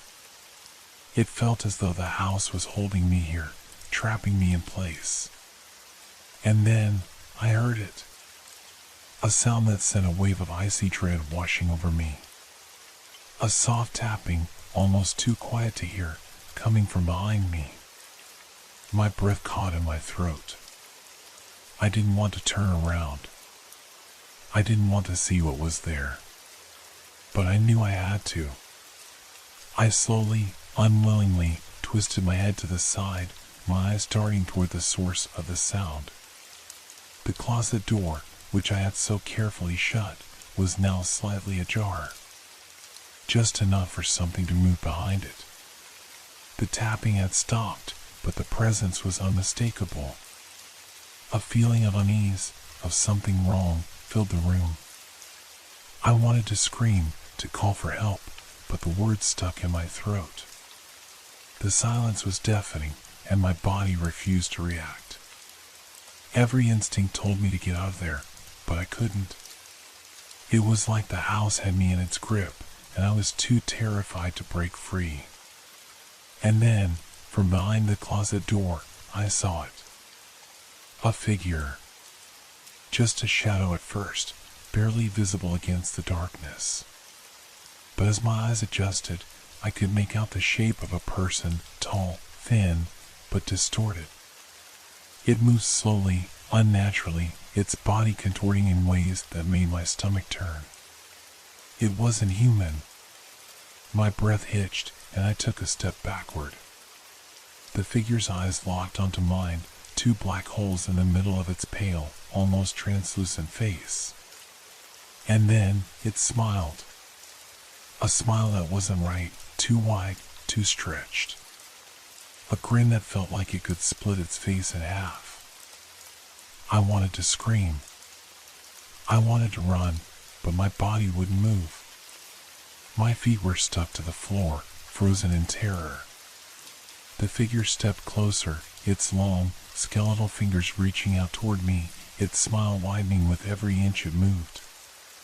"You can't leave," it whispered, its voice echoing in my mind, cold and hollow. I didn't know if it was speaking aloud or in my head, but the words struck me like a physical blow. The weight of them suffocated me. I wanted to resist, to fight back, but I was paralyzed, unable to do anything but stand there. Its hand was now inches from my face. I could see the long, claw-like nails, yellowed and jagged.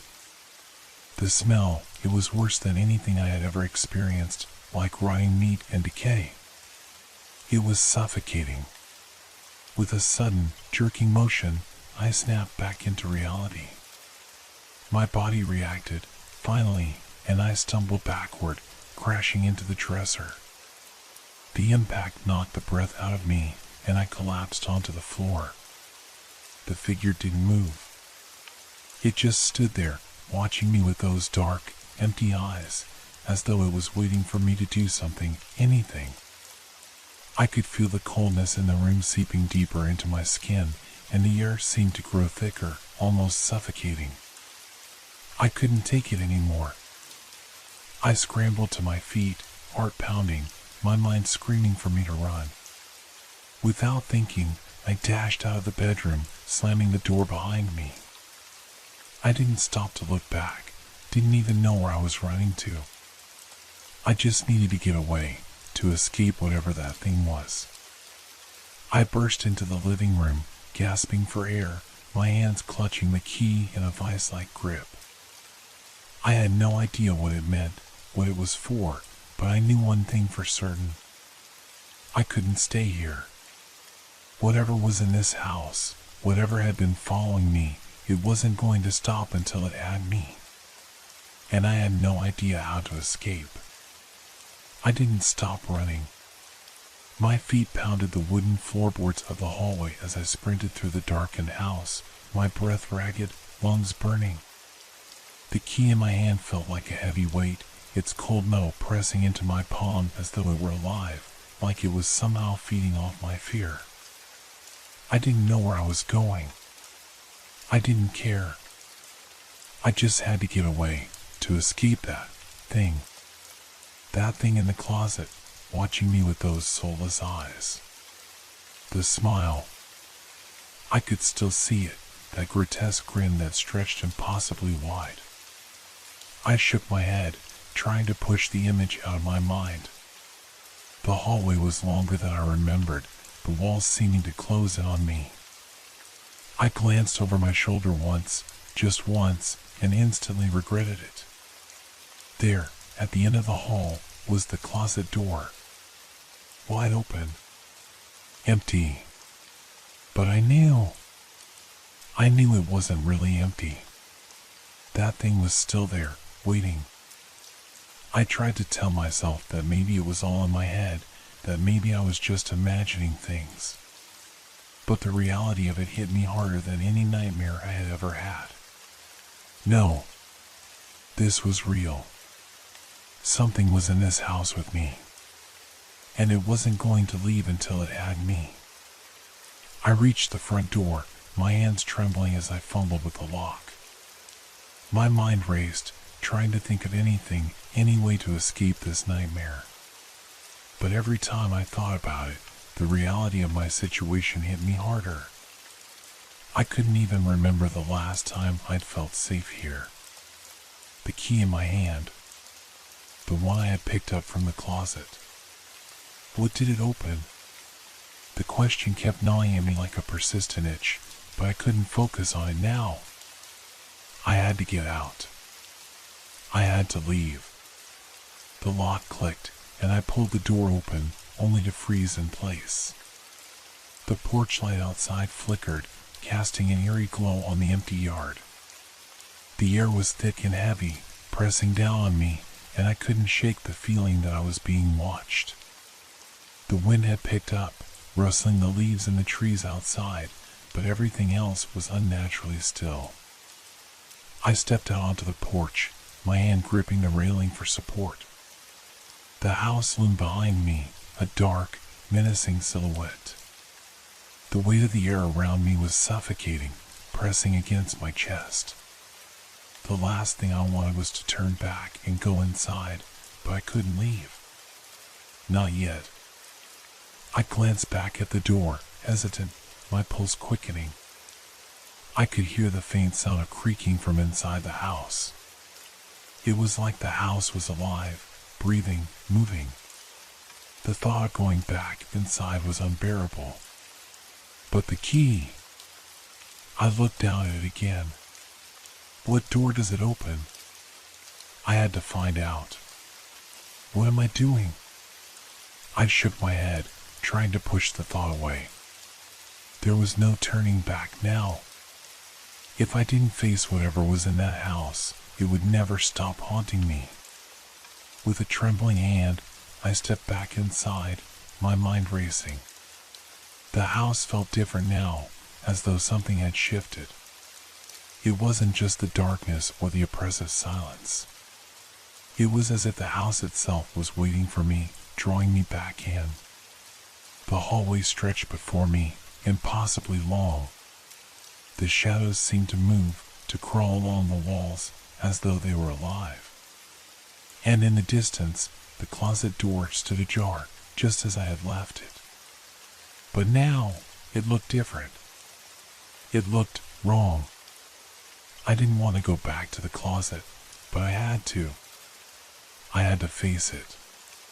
The floor creaked beneath my feet as I approached, every step feeling like it took forever. My heart was pounding in my chest, and I could feel my pulse in my ears. The key. The door. The thing inside. The closer I got, the colder the air became, a chill that sank deep into my bones. I stopped just in front of the closet door, staring at the dark void inside. Nothing. The figure wasn't there. But the air still felt thick, heavy with something I couldn't quite grasp. It was as if I could feel it watching me, waiting for me to make a move. I didn't know what was worse, the thought of what was behind the door or the idea that it might just be waiting for me to step inside. I reached for the doorknob, my fingers trembling. The moment my hand made contact with the cold metal, a sudden rush of wind swept through the house, slamming the door shut behind me with a deafening bang. I whipped around, panic rising in my throat. But there was no one. Nothing. Just the dark, empty hallway. My breath came in shallow gasps as I turned back to the closet. The key. I needed to use the key. But where? What was it for? I was out of time. I could feel it, something was coming. The key slipped from my fingers and fell to the ground with a soft clink. My gaze darted to the floor, and there, beside the closet, something else caught my eye. A shadow. It stretched across the floor, crawling toward me, inch by inch, growing larger and darker as it neared. No. No. I stumbled backward, heart racing, eyes locked on the shadow as it inched closer. I had no more time to think. I had to act. But as I reached out for the key, my fingers brushed against something else. Cold. Hard. Metallic. It was the doorknob. And it was turning.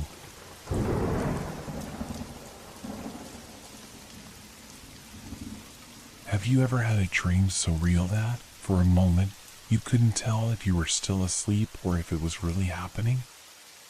I did. And I can tell you, there's no worse feeling than waking up to find that the nightmare you thought you left behind follows you into the waking world. It started innocently enough. Or at least, that's how it felt at first. I was alone in my apartment, trying to make sense of the mess my life had become. Work was unbearable, and my personal life? Let's just say it was a constant, unfinished puzzle. My mind was a tangled web of stress, guilt, and restless thoughts. That night, I fell asleep exhausted, barely able to keep my eyes open. The kind of sleep where you don't even have time to fall into deep REM, just a quick descent into whatever dreams my tired brain conjured up. But that night was different. At first, it seemed like a normal dream, the kind you forget as soon as you wake up. I was walking down a quiet street, the sound of my shoes tapping against the pavement. But then, something shifted. The street seemed too quiet, too empty. I could feel eyes on me, watching me. I turned to look, but there was nothing there. The air grew thick, heavy, suffocating. I started to run, but the ground beneath me felt like it was moving, shifting, twisting. I woke up with my heart pounding in my chest. It was still dark, the room bathed in the faint light of a street lamp outside.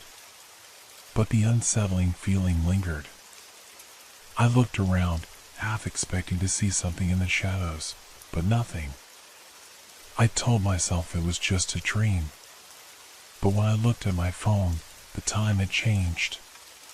It had only been a few seconds since I looked at the clock before I fell asleep. How was that possible? The next day, the feeling didn't fade. It followed me. I saw shadows moving in the corners of my vision. In the morning, the sound of a ticking clock in my apartment seemed too loud. It was almost as if it was counting down to something. The silence around me felt like it was closing in, like the walls were getting smaller. I tried to convince myself it was all in my head, stress, exhaustion, the usual. But by the time I went to bed that night, I knew something was wrong. As soon as my head hit the pillow, sleep came faster than I anticipated. I was plunged back into that same street, the same unease creeping up my spine. The air was colder this time, and I could feel the ground beneath my feet trembling. My breath came out in shallow gasps. I turned, but this time I didn't see an empty street. There was someone behind me. I spun around, my heart racing, but when I looked, I saw nothing. No one. Just the street. But the feeling didn't go away. It was there. It was watching. I could feel it in the pit of my stomach. The darkness in the corners of the street seemed to grow, pulling the light away from everything.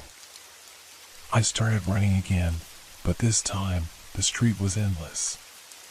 The more I ran, the further I seemed to be from the end. It was like I was trapped in some kind of loop, unable to escape. And then I saw it. A figure emerged from the shadows. It wasn't human, not exactly. It was tall, its limbs long and crooked, as if they had been stretched too far. Its face was featureless at first, a blur of darkness where eyes should have been. But as it moved closer, its features began to solidify. It had a smile. A too wide smile. The kind that looked wrong, like it wasn't meant to be there.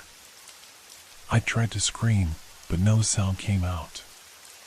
My feet were glued to the ground. The figure stepped forward, and as it did, I could hear it breathing. Deep, slow, deliberate. The air around me grew colder, and the shadows seemed to press in, choking me. And then, in a blink, I woke up again. This time, I wasn't in my bed. I was standing at the entrance of my apartment, the door wide open.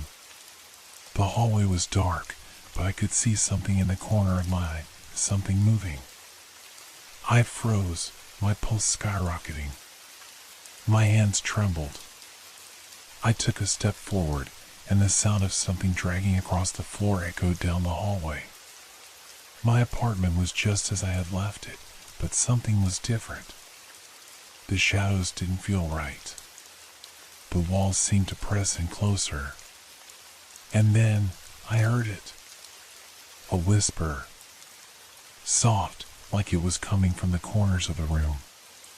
It was the same whisper from the dream. I backed away, stumbling, my breath coming faster. I could feel my heart pounding in my chest, my hands slick with sweat. I reached for the door, but it slammed shut before I could even touch it. The whisper grew louder, closer, and then I heard it clear as day. Come back to me. The voice was chilling, cold. It was that thing from the dream. I didn't know what was real anymore. In that moment, I wasn't sure if I was still asleep or if I had truly woken up. All I knew was that something was coming for me. Something that had crossed over from the dream. And it wasn't going to let me go. I couldn't tell if I was still dreaming. The line between reality and nightmare had blurred so much, I could hardly trust my own senses anymore. The whisper, that chilling voice, echoed in my head, refusing to fade. My mind raced as I stood frozen in the hallway, my breath shallow, my hands trembling at my sides. The door was still closed. The apartment was silent, too silent. Come back to me. It wasn't just a whisper anymore. It was a command. A pull that I couldn't ignore, no matter how hard I tried. I took a step back, my eyes darting around the dimly lit hallway. The walls seemed to close in, the shadows stretching and contorting, taking on shapes I couldn't comprehend. The apartment felt wrong. I had to get out. I had to leave. But where would I go? The street outside was empty, and even if I left, would it follow me there? Would the nightmare bleed into the real world the same way it had already seeped into my mind? I reached for the door handle, but it slipped from my grasp as if it had been coated in ice. My fingers were numb. I pulled harder, desperation flooding me, but it wouldn't budge. Suddenly, the floor creaked beneath me, a sound so sharp and loud it almost sounded like a scream. My heart jumped in my chest. The hair on the back of my neck stood up as I looked toward the source of the sound, the hallway behind me. I could feel something moving back there, something watching. There was no way out. The apartment wasn't just a building, it was a trap. And I was its prey. I spun around, my eyes scanning every corner, every inch of space. That's why I saw it. A shadow, just at the edge of the hallway. It was tall, unnaturally tall, and its shape didn't match anything in the room. It was as if the darkness itself had taken form, twisted into something that didn't belong. I didn't need to think. I ran. The floor seemed to shift beneath my feet as I stumbled down the hallway, my pulse racing. The whisper was growing louder, now a chorus of voices, all of them saying the same thing. Come back to me. I reached the living room, my eyes wild, desperate to find an escape. My apartment, the one I had always felt safe in, now seemed alien. The furniture was out of place, the curtains billowing like they were alive, like they were reaching for me. My chest tightened with every step, each one feeling heavier than the last. The air was thick, suffocating. I needed to breathe, but it felt like the very walls of my home were closing in. I turned to face the window. There was no light outside, no moon, no stars, just an abyss. The city had disappeared. I was alone. Suddenly, a sharp sound cut through the silence, the scraping of nails on wood. I turned, instinctively, and saw it. The figure. It was standing at the far end of the living room now, its long limbs twisted at unnatural angles. The smile, that smile, was wider than before, as if it was stretching its face beyond what was humanly possible. The darkness of its body seemed to bleed into the very air, turning everything around it black. I couldn't breathe. It was here.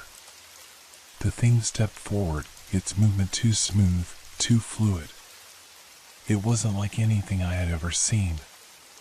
Its body wasn't fully formed, it was an amalgamation of shadows, a nightmare given shape.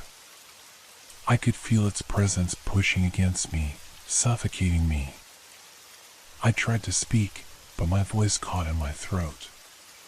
It reached out, its fingers long and claw-like, each one ending in a point that seemed to stretch and twist like it was reaching for something deep inside me. I backed away, my legs weak, my body refusing to move fast enough. I was trapped. The thing's smile widened even more as it took another step. And then, bang. The sound was deafening, like a gunshot, and I jumped back, my heart racing. The figure froze, its head tilting slightly, as if confused by the sudden noise. I didn't hesitate. I turned and ran again, faster than I ever thought possible. I heard footsteps behind me, too quick, too heavy, but I didn't dare look. I could feel its breath on my neck, cold and damp, like it was right there, inches from me. And then, everything stopped. I skidded to a halt, my breath ragged. My hands trembled as I wiped sweat from my forehead. I was back in my bedroom, standing at the foot of my bed. My body felt like it had just run miles, but there I was, standing in my room like nothing had happened. I felt the air change. The whisper was gone, but the heaviness remained, lingering like a shadow over me. My mind struggled to catch up. Was this real? Was any of it real? I turned, my eyes scanning the room. The bed was undisturbed, the window was shut tight, and everything seemed normal except for the faint sound of scratching at the door. I froze. The scratching grew louder, closer. And then I heard it. Come back to me. I couldn't breathe. My heart was pounding in my ears. I took a step back, but my foot hit something behind me. I spun around, only to find the figure standing in the doorway, its head cocked to the side, as if it had been waiting for me to turn around. And then, before I could even react, it stepped forward, and everything went black. I woke up. At least, I thought I did. The room was still dark, too dark. The usual morning light didn't filter through the curtains, and I couldn't hear the usual city sounds. No cars, no people, no distant hum of the world going on. Just silence. My eyes strained to make sense of the space around me, but my vision was still clouded with remnants of the nightmare, those long, clawed fingers, the twisted smile that had been burned into my memory. I shook my head, trying to clear it, but the air felt thick, like it was pressing against my chest. I forced myself to sit up. My body felt heavy, sluggish, like I was moving through water. Was it still a dream? No, the bed felt real. The sheets were cold, and the floor beneath my feet was solid, firm. But the quiet? That didn't feel right. It wasn't normal. I got up slowly, my movements stiff. The door to my room was slightly ajar, but I had no memory of leaving it open. The hallway outside was as dark as the room I had just left. I felt the pressure of my own breath, heavy and loud in the silence, as I stepped toward the door. The faintest sound reached my ears, the scraping noise again, like nails on wood. It was distant at first, but it was growing louder. I stopped. My heart skipped a beat. It's not real, I told myself. It's just a dream. I'll wake up soon. But the sound didn't stop. It was unmistakable.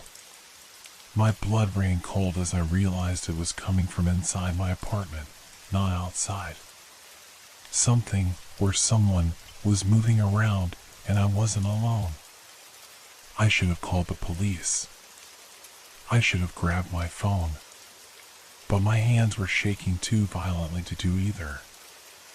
I didn't know what to do, so I just stood there, listening. I could feel it now, that familiar pressure, the feeling that something was watching me, waiting for me to make the wrong move. The whisper, the voice that had followed me from the dream, was back, only now it was no longer a distant echo. It was right here, in the room with me. Come back to me. It wasn't just in my mind anymore. It was real. The voice was tangible, seeping from every corner of the room, making it harder to breathe. My head throbbed. My vision blurred. It was too much. I stumbled backward, hitting the wall with a thud. I couldn't tear my eyes away from the hallway, from the shadows that seemed to shift, moving, twisting into something else entirely. The walls around me began to breathe, rising and falling like they were alive, as if the very air was alive with malevolent intent. I was suffocating. My legs buckled. I collapsed to the floor, my hands clutching at my head, trying to silence the growing storm inside it.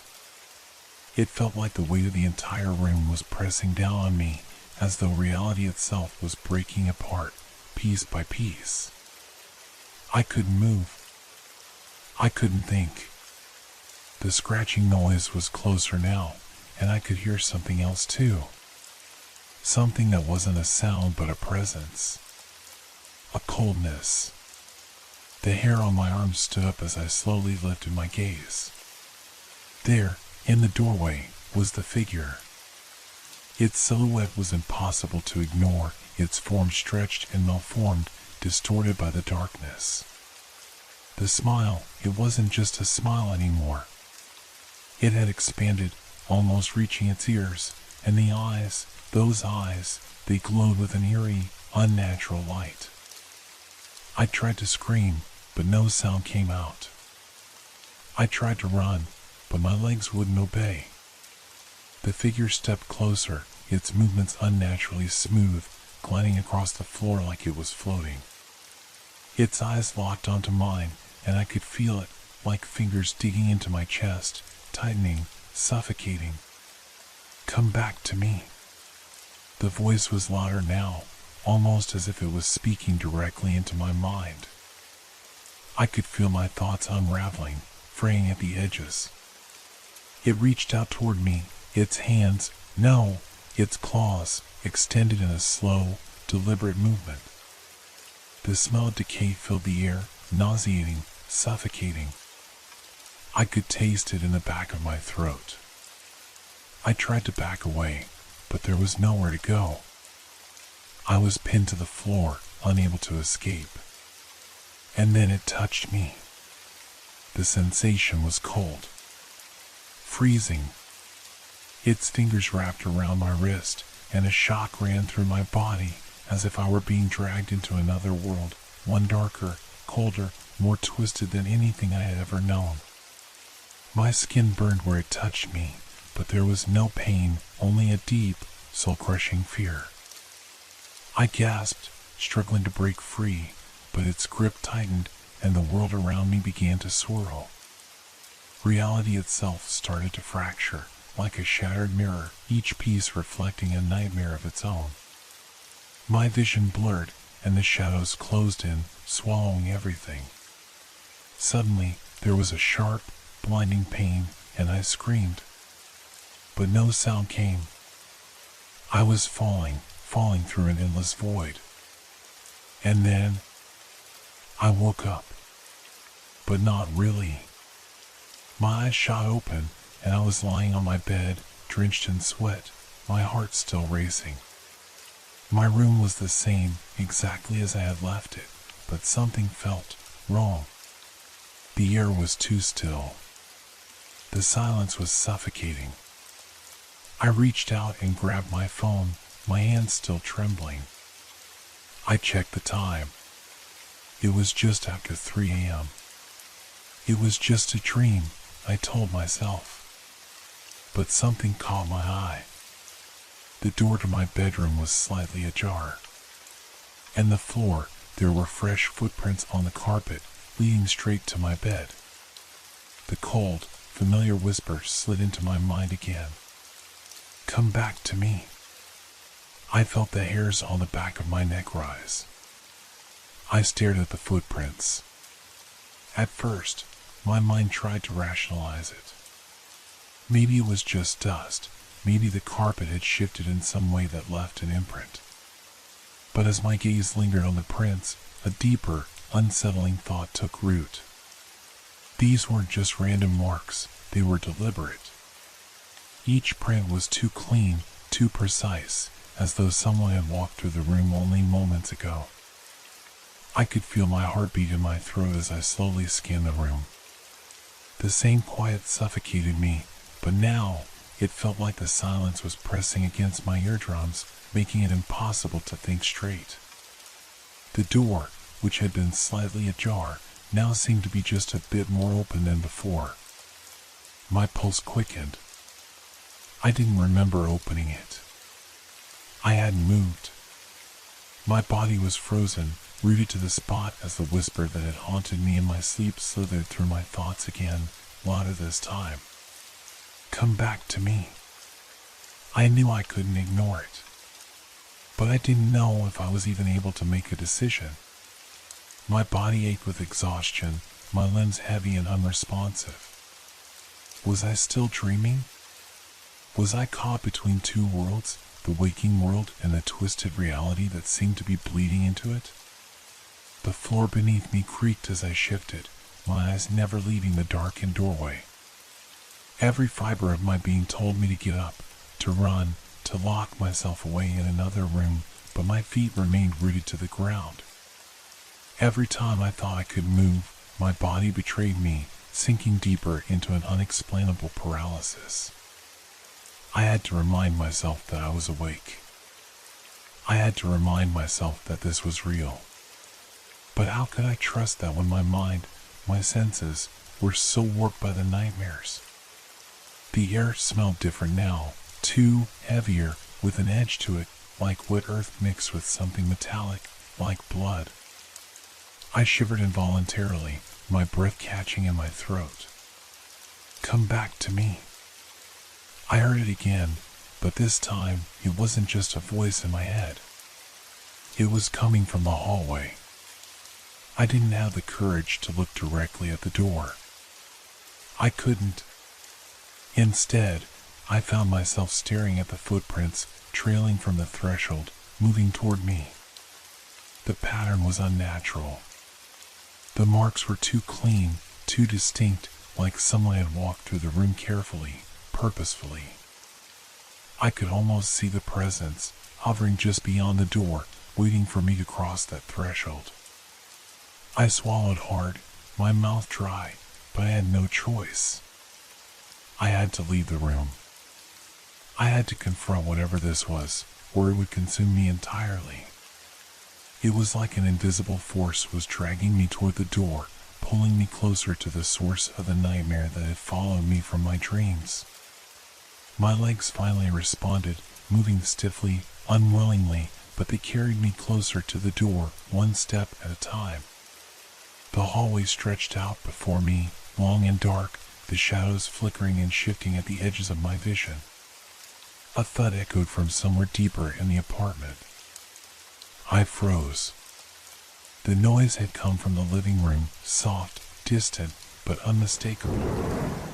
A muffled thump followed by the sound of something scraping along the floor. Please, I thought, please don't let this be real. I could feel my own breath rattling in my chest, each inhale shallow, each exhale shaky. The silence between the thuds felt like it would tear me apart, stretching the seconds into an unbearable eternity. The sound grew louder, closer, scraping, like something dragging across wood. The kind of sound you could never ignore. It was too precise, too deliberate. And then I heard it. The creak of the floorboards. The thing in my apartment was moving again. Without thinking, I pushed myself forward, my feet stumbling across the floor, the edges of the carpet catching at my heels as I approached the living room. My pulse raced. I couldn't even hear the sound of my own steps. The air had thickened, pressing down on me with each breath, until the space around me felt suffocating. I reached the living room door, my hand gripping the handle with trembling fingers. For a moment, I stood still, listening for any further movement. The scraping had stopped, and the silence that followed felt even worse than the noise. Then, I saw it. The window was wide open. The cold air from outside rushed in, sending a chill through my body. The curtains flapped in the breeze, but there was no one in sight. No one at all. Yet, something was off. The room was wrong. Everything was in its place, but nothing felt familiar anymore. It was as though the room itself had been replaced by something else, something darker. The shadows were longer, more pronounced. The air smelled different, more like the earth and decay. I could feel the weight of it in my chest. I stepped into the room, my eyes darting over every corner, searching for any sign of movement, any clue that would tell me I wasn't completely losing my mind. But nothing. The room appeared empty, except for the chair. The chair by the window, the one I'd left pushed aside earlier, was now facing the window. I had not moved it. I hadn't touched it. And yet it was there, positioned perfectly, as though someone had been sitting in it, watching me. It's just a chair, I told myself. It's just a chair. Nothing more. But that's when I saw it. On the floor beneath the chair, something was there. A small, black feather, barely noticeable at first. It was so out of place. It didn't belong in the room. Not in this room. I took a step closer, reaching down, my fingers brushing against the cool surface of the floor. The feather was soft, too soft. I swallowed, my heart pounding against my rib cage. I stood there for a long moment, staring at it. It wasn't until the floor beneath me shifted, creaking again, that I realized I wasn't alone. I wasn't alone in my own apartment. And then, from the shadows, it spoke. Come back to me. The voice was unmistakable. It was the same whisper I had heard in my dreams. It was no longer a distant, elusive sound. It was here, close to me. I could feel it pressing against the walls, filling every corner of the room. Come back to me. I couldn't move. My legs were locked in place, as though the very air around me had solidified, trapping me where I stood. The feather, still lying innocently on the floor, felt like it was pulsing with some unnatural energy, its presence now far more sinister than it had been moments ago. I glanced toward the chair again, the one that had been facing the window. It was empty. But the longer I looked, the more I felt someone was there, just out of sight. It was as though an invisible figure had settled into that chair, their eyes fixed on me. Come back to me. The whisper didn't just come from the chair anymore. It echoed all around me, reverberating in the room inside my head. It felt like it was coming from everywhere at once. My skin tingled, the hairs on my neck standing on end. My breath came in short, shallow gasps, and my mind was racing in circles, unable to find an escape. What do you want from me? I tried to speak, but the words caught in my throat, strangled by fear. My voice had deserted me, as if the very act of asking would draw whatever it was closer. I was a prisoner to the silence and the whispers, and yet my instincts screamed at me to leave this place, leave this nightmare. I took a step back, my foot brushing against the edge of the chair. It felt wrong, cold. The darkness in the corners of the room seemed to stretch, like tendrils of shadow reaching out to pull me into their depths. The walls seemed to be breathing, expanding and contracting, as if the very house were alive. A sudden cold draft swept through the room, sending a shiver down my spine. The window was still open, but this time it felt like the air outside was colder, unnaturally so. It wasn't the kind of cold you would expect from an open window in the middle of the night. It was a deep, biting cold, one that felt like it was coming from somewhere far beyond the world I knew. Come back to me. The whisper was louder now, closer. I spun around, my heart pounding wildly in my chest. There, in the far corner of the room, a figure emerged from the shadows. It was tall, too tall, and twisted in a way that no human being should ever be. Its limbs stretched unnaturally long, the joints bending at angles. Its face was a blur, like a reflection in a cracked mirror, almost human, but not quite. The features were distorted, shifting, as though its face could never settle into one shape. It had eyes, huge, black voids that seemed to suck in all the light around them. I couldn't move. I couldn't breathe. Come back to me. I could feel the words vibrating through my chest, like they were inside my very bones. This thing, it was calling me. But for what purpose? Why was it here? The figure took a step forward, its movements jerky, unnatural, as though it was testing its own limbs.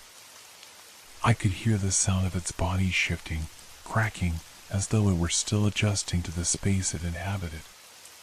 The room seemed to bend around it, like the world itself was distorting to make room for this thing. I stumbled backward, but there was nowhere to go. The walls had closed in on me, and the door, my only escape, was nowhere to be seen. I was trapped in this room with it, and I couldn't make sense of what was happening. The figure reached out a hand. Its fingers were too long, too spindly. The nails, if they could even be called nails, were jagged, broken, and dark, like they had been torn from the skin itself. The air around me thickened, and I could feel it pressing in, suffocating me. Come back to me. It took another step, and I could see its face more clearly now. But it was worse than before, worse because it was still shifting. The face flickered between moments of clarity and complete distortion. I could see eyes that were not eyes, and a mouth that twisted into a smile, but it was the wrong kind of smile. It was the smile of something that had forgotten how to smile, but had learned to mimic the expression. And then it spoke again. You're mine. The words were not just spoken, they were felt. I could feel them pressing against my skin, crawling into my very being, wrapping around my mind. The room seemed to tilt, the walls shaking, the floor trembling beneath me. I opened my mouth to scream, but no sound came out. I was too terrified, too paralyzed to even make a sound. It moved closer. The space between us closed, and I could feel its breath, cold and sharp, on my face. It smelled like decay, like something long dead. The closer it got, the harder it became to breathe, until the very air seemed to thicken, like I was drowning in it. Come back to me. It was the last thing I heard before everything went black.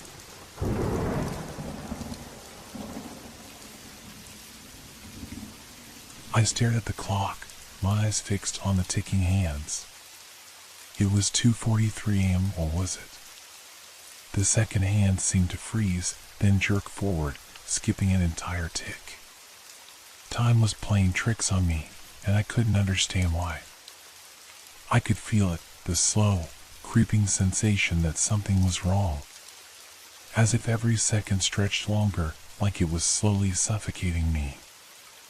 I blinked, and the room around me felt different. The light from the street lamp outside filtered through the half-open curtains, casting strange shadows across the walls. The air was thick, humid, as if the very space I occupied was too tight, too confining. My breath came faster as I shifted in the chair, trying to shake the sensation that someone, or something, was watching me. You're just tired, I whispered to myself. But the words didn't make the anxiety go away. I hadn't slept well in weeks, not since the accident. The one that shattered my life. The one that still haunted my every thought. I wasn't sure if I would ever feel normal again. But now, as I sat in my dimly lit living room, time seemed to lose all meaning. The longer I stared at the clock, the more disoriented I became.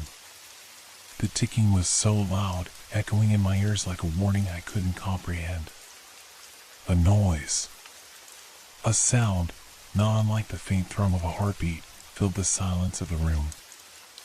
I rubbed my temples, trying to clear my head. But the more I tried to focus, the more the sound seemed to get louder. It was like footsteps. No, it couldn't be. I was alone in this apartment, or at least, that's what I told myself. I stood up, my legs feeling unsteady, and cautiously moved toward the hallway, each step sounding unnaturally loud in the oppressive silence. Was it just me, or did the air in the hall feel colder? The hallway stretched before me like a tunnel, with shadows clinging to the corners. The walls seemed to close in with every passing second. I knew that something wasn't right, but I couldn't put my finger on it. The light from the living room didn't quite reach the end of the hallway. It was swallowed up by the darkness, like something was waiting there. I reached for the light switch, but the moment my fingers touched the wall, a sound stopped me, a soft whisper, too faint to make out. My heart raced, and I quickly withdrew my hand. It wasn't a normal sound, and my instinct screamed at me to turn around, to flee. But I didn't. I couldn't. I felt rooted to the spot, as if something unseen was holding me in place. The whisper grew louder. Come closer. I froze. The voice wasn't familiar, but there was something about it that made the hairs on the back of my neck stand up. It was soft and cold, like the breath of someone standing just behind me. I spun around, but the room was empty, as it had been just moments ago. My breath came in shallow gasps. I had to get out. I needed to leave. Come closer. I stumbled back toward the living room, my feet barely making any sound on the carpet, though I was sure I was walking loudly enough for anyone to hear. I turned the corner, half expecting to see someone or something waiting for me, but the room was just as empty as before. My pulse raced in my ears. This wasn't real. This couldn't be real. I reached for the door, but the moment I touched the handle, I felt it again, time slowing. My mind froze in confusion. I looked at the clock. It was still 2:43 a.m., but now it seemed off. The minute hand was stuck, trembling as though it was fighting against an invisible force. I stared at it, desperate to understand, but the seconds felt like hours. And then, as if the universe was mocking me, the second hand jerked forward again. I blinked, and everything seemed to shift. The room had changed. The walls were darker, the shadows deeper. The air smelled stale, like something had been forgotten for a long time. The window was closed now, though I was certain it had been open moments before. My heart hammered against my chest. I wasn't alone. Something was here, something that shouldn't be. The very fabric of time seemed to warp around me, pulling me deeper into whatever nightmare I had unwittingly walked into. The whisper returned, but this time it was clear. You're mine. My blood ran cold. I couldn't move. My body was paralyzed with fear, and the seconds seemed to stretch into eternity. The clock's ticking was gone now, replaced by the sound of something else, something heavier, like the slow, deliberate footsteps of someone or something approaching. I turned to run, but before I could take a step, the room shifted again. This time, it was no longer the same place I had been sitting in. The walls had expanded, the ceiling had stretched, and there were now strange symbols etched into the floor, symbols I couldn't recognize. Come back to me. I didn't know what it was, or who it was, but whatever it was coming for me. And I knew, without a doubt, that I didn't have much time left. Time. It was all slipping away. I couldn't breathe. The air around me felt thick, like I was drowning in it. Every inhale was labored, and yet the room didn't feel like it was suffocating me physically. It was something deeper, something more insidious. Something beyond the walls, beyond the distorted time. "You're mine." The whisper was louder now, and it sent a violent shiver down my spine. I jerked my head, desperately scanning the room for any sign of a presence, any shadow that might reveal what was happening. But there was nothing. Nothing except for the strange symbols on the floor. They seemed to pulse, almost alive. My stomach twisted in knots. I had no idea what they meant, but I knew they weren't a good sign. I staggered back, tripping over the edge of the couch, my feet scraping against the unfamiliar floor. The noise of my movement felt like thunder in the oppressive silence. The footsteps, slow, deliberate, were growing louder again. No longer faint echoes of imagined sounds, but real. Real enough to make my skin crawl. I forced myself to move, stumbling toward the hallway, hoping to escape, but with each step I took, the room seemed to grow larger, more labyrinthine. The walls stretched away from me, turning the once familiar space into something alien. Time. What was wrong with it? It felt like I was caught in a loop, each second dragging me further into madness. I glanced at the clock again. 2:43 a.m. still. It hadn't moved, but I could feel the seconds growing heavier, like they were pressing down on my chest, slowing my heartbeat. I forced myself to look away from the clock, my mind frantically searching for something that made sense. Something that grounded me. But there was nothing. The walls seemed to bend and warp as though they were made of something that wasn't real.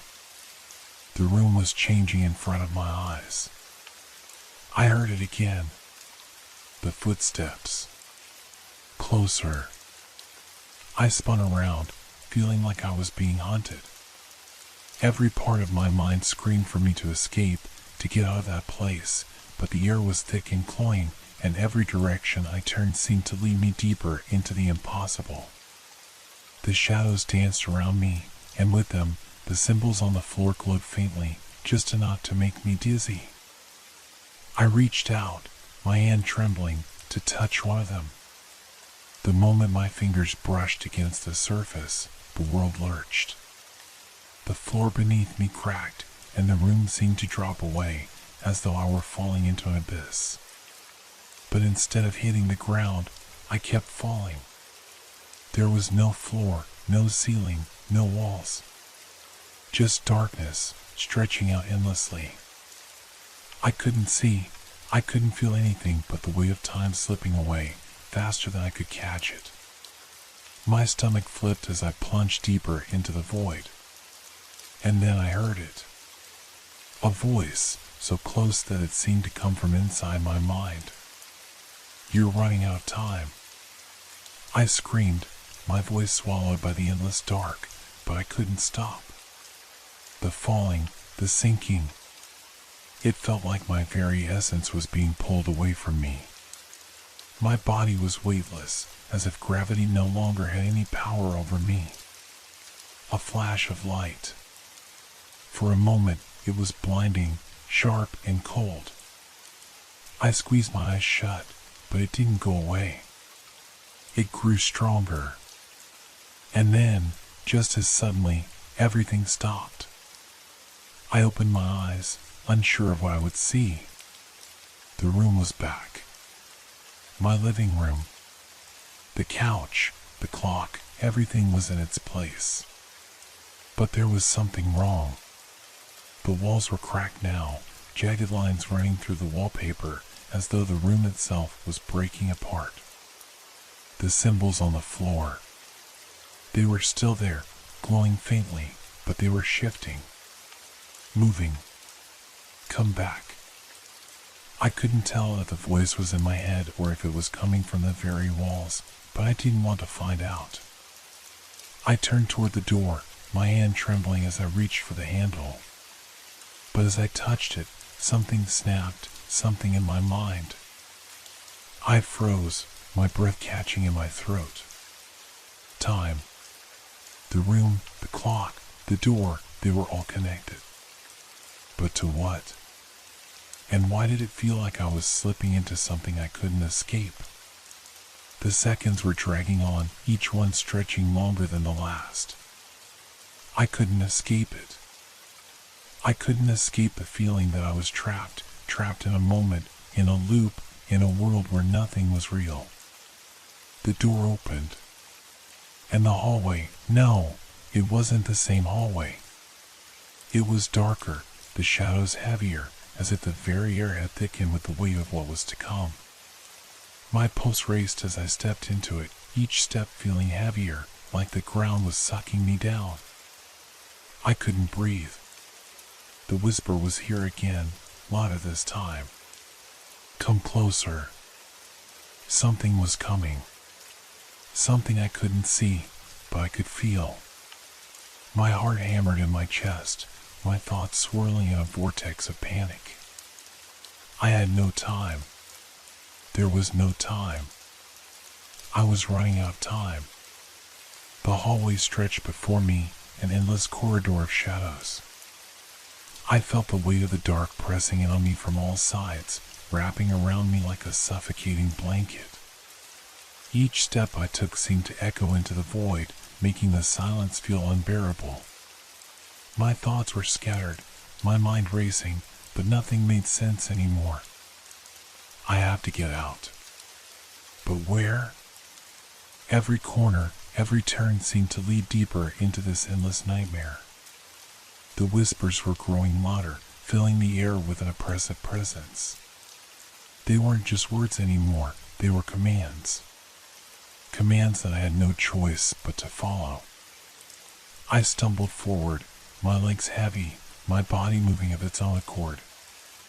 I didn't want to go, but I couldn't stop myself. It was as if something invisible was guiding me, pulling me deeper into the unknown. The floor beneath me seemed to shift with every step, as if the very ground was changing beneath my feet.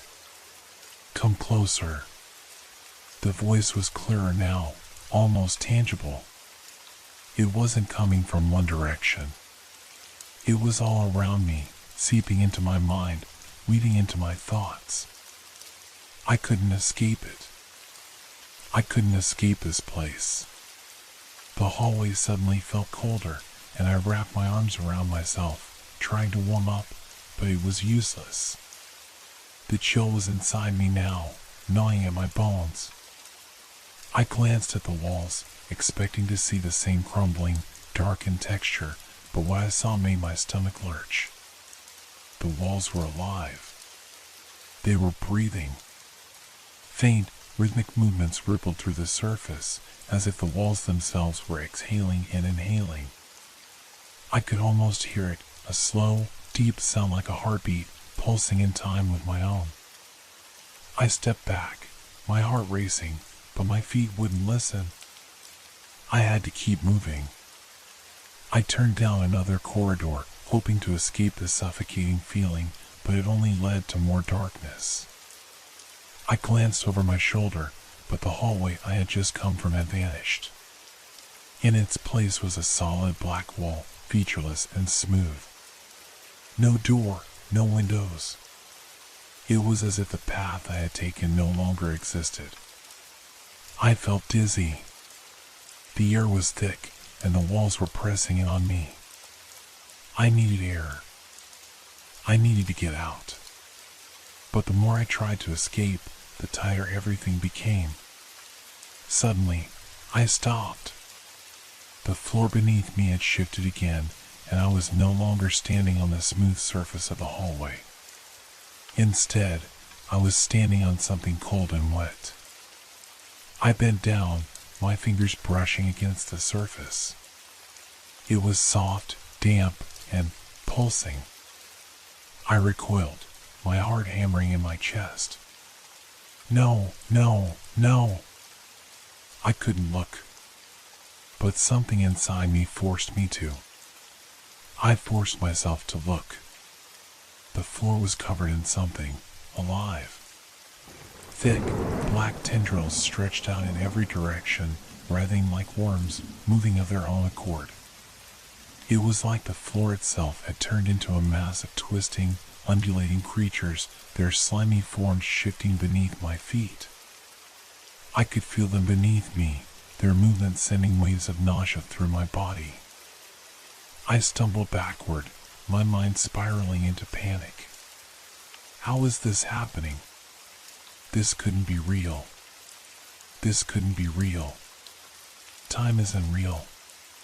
The voice again, so close now that I could almost feel its breath on the back of my neck.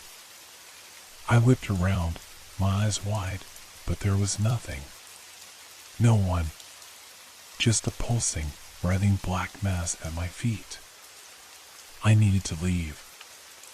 I needed to get out of here, but I couldn't even move. My body was frozen, my legs shaking, my mind racing, but nothing would happen. I was trapped in this nightmare, unable to escape. I forced my legs to move. One step, then another. I had to get away from that thing, away from the whatever it was. I couldn't focus on it. I had to keep moving, even though I wasn't sure where I was going. I ran, but the hallways seemed to stretch on forever. Each turn I made only led me deeper into the void. The walls were changing again, this time becoming more distorted, their shapes warping in ways that didn't make sense. The shadows, once harmless, were now moving on their own, shifting like they were alive. I couldn't breathe. I felt like I was suffocating. And then I saw it.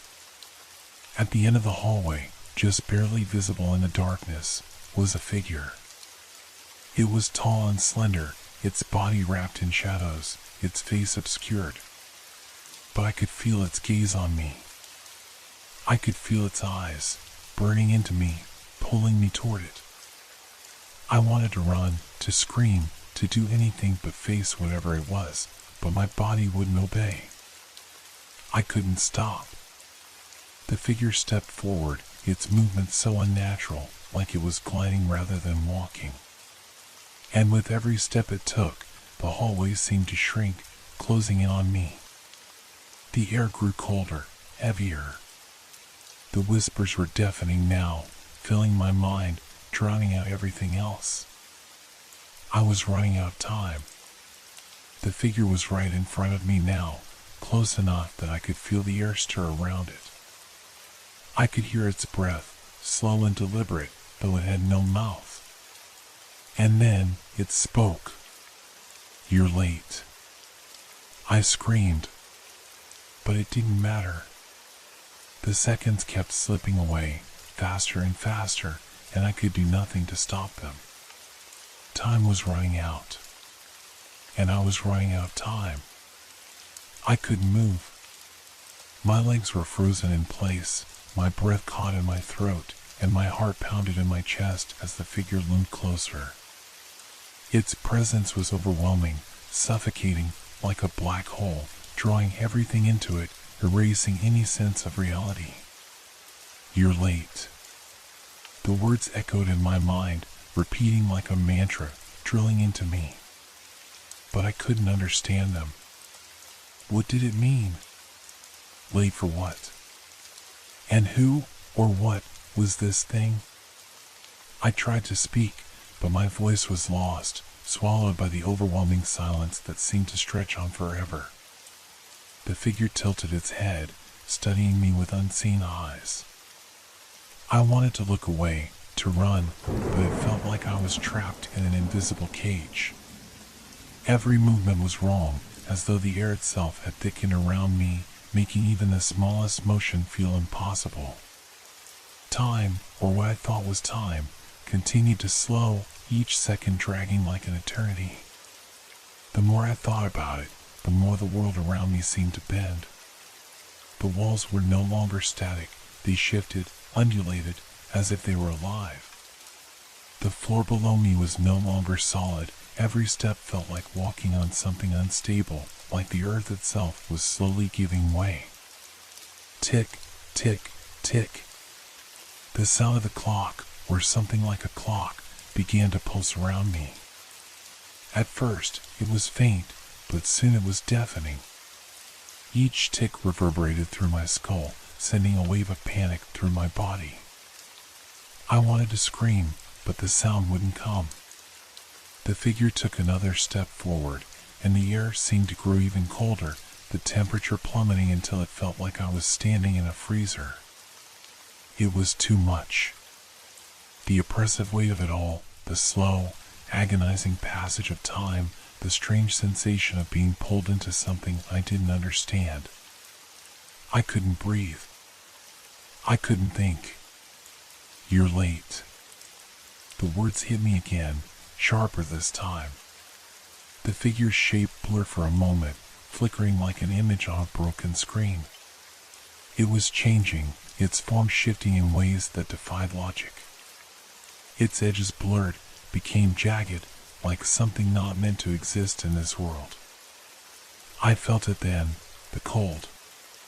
It was a deep, unnatural cold, creeping into my bones, freezing my very thoughts. I couldn't stop it, couldn't stop the wave of fear that crashed over me. I gasped for air, but the more I tried to breathe, the more suffocating it became. "You can't escape." The voice was now inside my head, not just around me. It was a whisper, like a warning, but there was something terrifyingly final in its tone.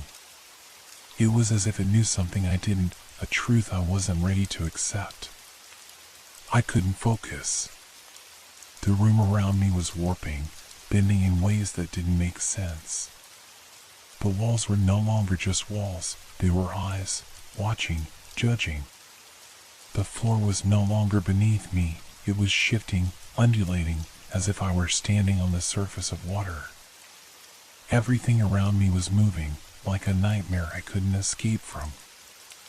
I closed my eyes, just for a moment, hoping that if I shut out the sight of it, the world would stop spinning. But when I opened them again, the figure was still there.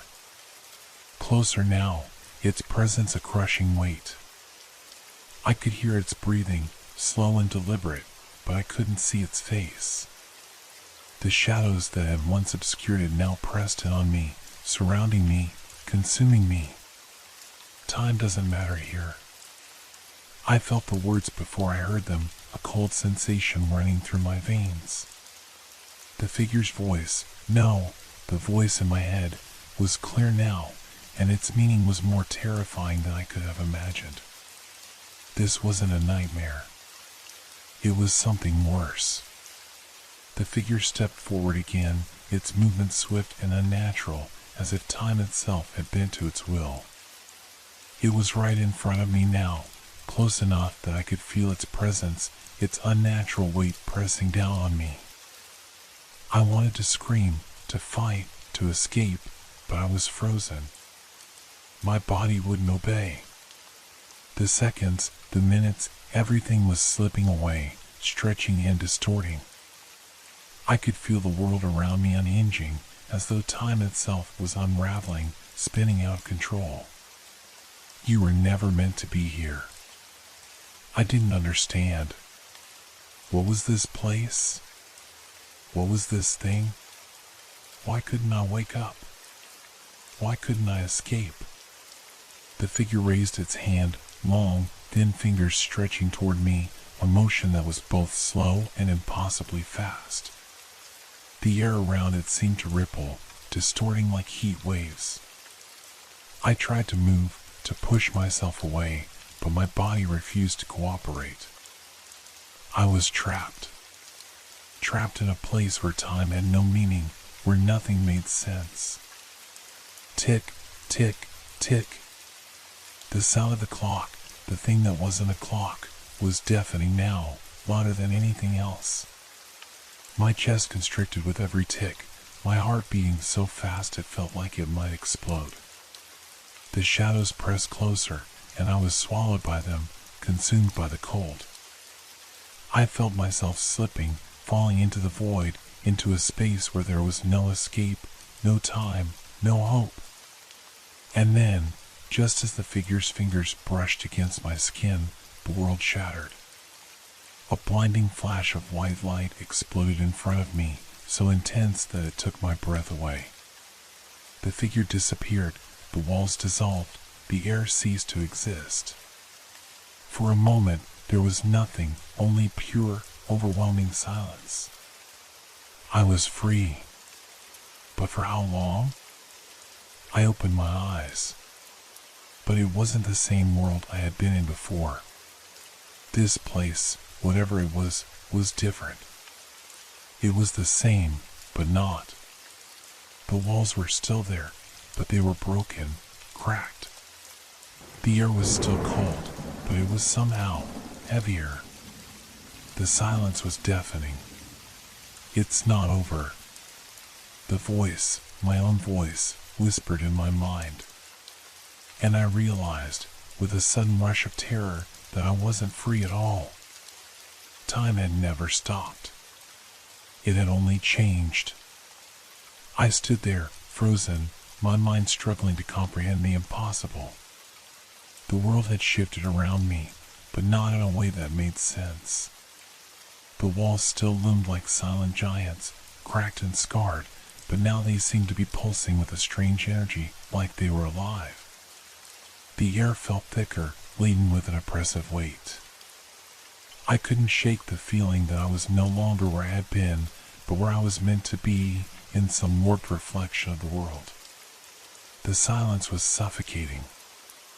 I expected the usual noises, the hum of electricity, the wind outside, the rustling of leaves, but there was nothing. No breath, no distant footsteps, no subtle shift of the earth beneath me. Just emptiness. An unbearable stillness.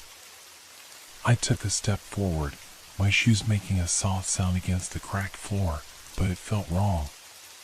The sound seemed to echo longer than it should have, reverberating through the room with an unsettling distortion. I froze again, my heart thumping wildly as I realized something. I wasn't alone. Not in the way I had been. Tick. The sound sliced through the quiet like a blade. It wasn't the clock anymore. It was something else, something more tangible. I could feel it, deep within my bones, that terrible sensation of time itself closing in. Each tick was like a pulse, a beat, a warning. But what was it warning me of? I turned my head quickly, expecting to see the figure again, but there was nothing. The air seemed to shimmer for a moment, distorting the space around me, like the room was bending under some invisible force. I took another step forward, then another, moving through the unfamiliar space as if my body was being controlled by some unseen hand. The floorboards groaned beneath my feet, and suddenly, I was aware of every detail, the grain of the wood, the dust that clung to the edges of the boards, the faint smell of mildew in the air. It all felt too real, too vivid. But I had no time to think about that. My mind kept screaming at me. I needed to leave. I needed to escape before it was too late. But the door that had been there before, the one I could have sworn was right in front of me, wasn't there anymore. The walls had closed in on me, sealing me in a box that I couldn't escape from. I turned, my breath coming in shallow gasps, and there, just ahead, was a shape. A shadow, lingering in the corner of the room, shifting as if it was alive. Tick. The sound was louder now. The air grew colder with each passing second. I could feel the temperature dropping, the chill seeping into my skin, numbing me. The shadow in the corner stirred again, and I realized with horror that it was not just a shadow. It was something else, something that shouldn't be. I stepped back, my mind racing to make sense of what I was seeing, but it didn't make sense. The figure was changing, morphing into something different. The edges of it blurred and rippled, like the surface of water disturbed by an unseen hand. The shadows around it seemed to stretch, grow, as if they were trying to reach for me. Tick. My body moved without thinking, stumbling toward the door. I didn't know where I was going or what I was hoping to find. I only knew that I couldn't stay here, not with that thing, whatever it was, lurking in the darkness. My heart pounded so loudly I thought it might burst, but the sound of the ticking clock drowned everything else out. I reached the door and stopped. The door wasn't a door anymore. It was a wall, seamless, like it had always been a part of the room. There was no way through. My breath caught in my throat as I tried to rationalize it, but there was no logic. No reason. Just the oppressive silence and the ever louder ticking. Tick. I turned back around. The room seemed to be closing in on me, the walls tightening, shifting, pressing in. The shape in the corner had fully taken form now, a distorted figure that didn't look entirely human. Its limbs were too long, its body too thin, its movements jerky, like a marionette pulled by invisible strings. And its face, if it could even be called a face, was a blur of twisted features, a patchwork of images that made no sense, like a nightmare flickering in and out of existence. Tick. It was getting closer now. The figure was moving, stepping out of the shadows, its presence suffocating. I couldn't think straight.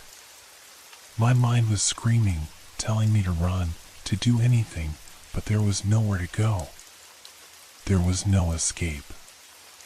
I closed my eyes, willing myself to wake up, to find some way out of this madness.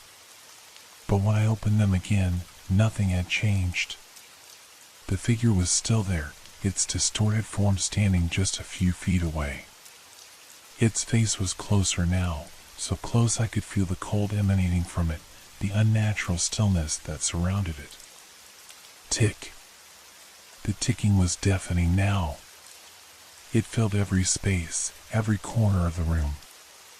It was no longer just sound, it was a presence, an entity, something that reached deep inside my chest and squeezed, tightening with every passing moment.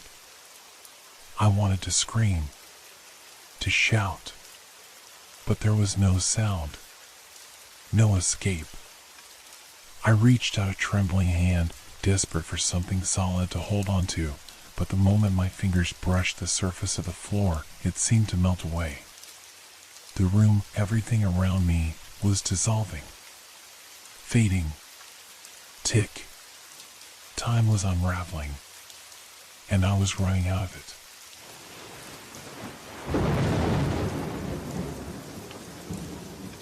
Hope your dreams are filled with fear. Good night.